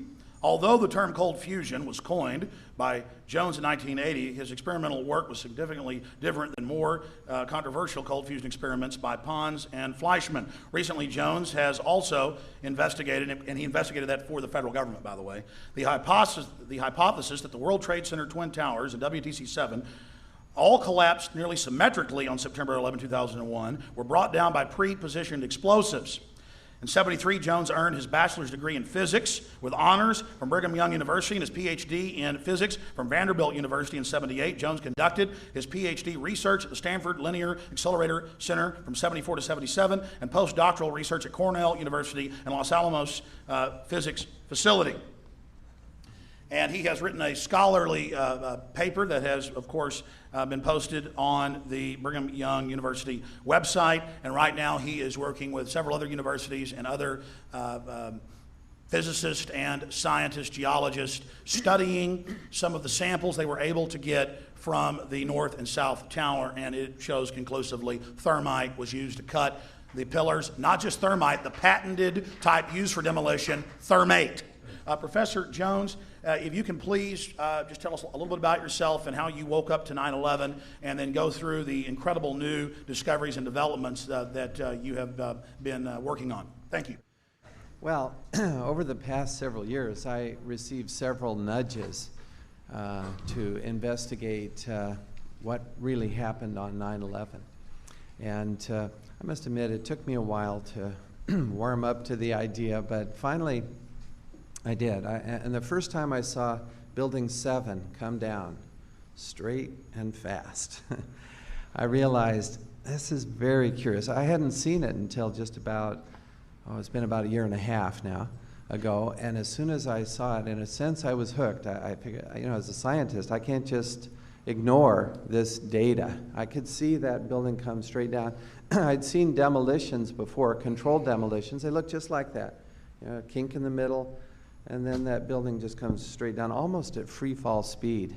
Yeah, it's got these steel columns in the center and around the perimeter, and yet it just falls straight down. So fortunately, I got onto a good website, friend Jim Hoffman's site, their WTC7.net. And the nice thing that, and I have many friends now, in this area. One nice thing that they did on that site is to provide references. And I like that because then I can check, Now, I check for myself. So I go to this reference. It talks about sulfidation of steel. Gosh, that's curious. How did this sulfur get in this steel? It's high temperature corrosion of the steel with sulfur. Man, that's really strange. I read that. I went to the source. I read it. And pretty quick, I'm learning about molten metal pools under both towers after they collapsed, and Building 7. Now, Building 7 wasn't even hit by a jet, and yet it comes down, and then it's got this molten metal underneath. And where'd that come from? I mean, I hear people say, well, that would be from the metal of the planes. Well, that might work for the towers, possibly, but it sure doesn't work for Building 7. It was 300 plus feet away from the North Tower, and no plane hit it. So where does this molten metal come from? So pretty quick then, as I studied this, I wrote up a paper, which many of you have seen. If you haven't, I hope you would. Just Google on Steve Jones, World Trade Center. It'll pull it right up. And I studied various aspects. And the molten metal is my first topic. It's the one that really caught my interest, and the data is just coming together. Now, I have a sample of this molten metal. Previously, molten metal here. Just a tiny sample. This is really all we need. I brought along with me at the last minute. I thought, well, I'll throw that in. And by analyzing this, we determined it is not molten aluminum from the plane. Okay. Indeed, it contains a great deal of iron, which is the product of the thermite reaction. Now, thermite can be purchased on eBay, and many people, I show it in my class, physics, and I'll be showing it this fall in my physical science class. It's commonly shown. It's a very brilliant reaction. You get this white flare, this white dust, which is aluminum oxide coming off, and then this yellow hot molten metal, just white yellow hot, flowing out of this reaction. Now this thermite is so hot, this molten iron, especially when you mix sulfur in. Now it's called thermate. So sulfur added to this molten iron, it'll just cut through steel, through structural steel, for example, like a knife through butter. And we also see this molten, yellow hot molten metal with white wispy ash pouring out of the South Tower just minutes before its collapse. And I've shown this video, and it's just amazing. Photographs of that. It's in the NIST report. They say, well, it's probably molten aluminum from the aircraft. No, sorry, it's not. We did experiments at BYU with molten aluminum. We heated the steel pan up to yellow hot temperature, pour that aluminum out. It looks like silvery aluminum, even though the pan is yellow hot. And there's reasons for that. Aluminum just doesn't emit much of this incandescent glow. It's very low emissivity. Sorry for the technical details, but the point is the experiments show it still looks silvery, and yet out of the World Trade Center it's yellow hot, okay? So as we looked at this, and the evidence is just piling up, this is, it has the characteristics not of molten aluminum and not of molten, it's not just structural steel that somehow melted, no. It's very little chromium. But it does have sulfur and manganese and some other elements that are characteristic, you see. It's like a fingerprint that the criminal left behind. This carries with it evidence. How was this done? What was used? And I should explain real quickly. This particular, people ask me all the time, where'd you get this? Well, there's a woman in Northeast who was involved, went to one of these memorials that was being put together, the 9/11 memorial, structural steel from the World Trade Center. She noticed on it dirt clinging to the structure. This is several years ago, before I joined the game here, so to speak. And she said, well, that dirt is going to be subject to rain. It's just going to be a mess. And so she just cleaned it up. She just cleaned some of that dirt off. It's in the Northeast, and this memorial's going up. She cleaned it up, put it in a bucket. She saved it. Then as soon as my paper appeared, she read my paper. This last November would have been. As she read my paper, I'm calling for an investigation, particularly of this molten metal, and see what's going on. It'll tell us what happened, give us insight into what really happened on 9/11. Well, she immediately sent me this sample. Quite a large sample, actually, but not all of it. She said, I'm keeping some back. And I said, that's good, because we may want to, have another lab check it. Don't send it here. You'll send it to another lab directly at some point, probably. Anyway, in there, I don't think she even noticed there's this molten metal chunks. See? In with this, just from this memorial to 9/11 and to the families, who I deeply sympathize with those families. So we checked this metal, and that's how we got it. And another sample like it, same characteristics, high in iron, manganese, fluorine. I mean, where do these chemicals come from? And then as I studied about thermite, arson, I'll wrap it up here. No, I was checking to see if my mic was live, Professor. It's key to state you got it from another site separately. Yes, we have two separate sites. This other one. Okay, so, but similar process, acquiring this, just private people, and so anyway, the point is, as we analyze this, I get into this question of thermite arson. It turns out that arsonists, these are the bad guys, right, start fires using thermite. I mean, you can buy this stuff on eBay. It's not like it's a secret or something, and I don't recommend you play with this stuff, by the way. It's very dangerous. Okay, molten yellow hot iron pours out of this. It's highly dangerous, but it will cut through iron. So arsonists use it, and now there's a whole field then of investigation. Investigators know how to look at this metal, and so but these things are coming together. This chain of evidence. This is not the only thing. This is just one of the things. The collapse of Building 7 is another. Studied that.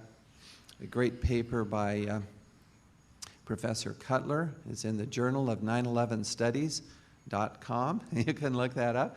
His paper on the collapse of Building 7. And so anyway, this chain of events leads me to reluctantly conclude that indeed there does seem to be insider.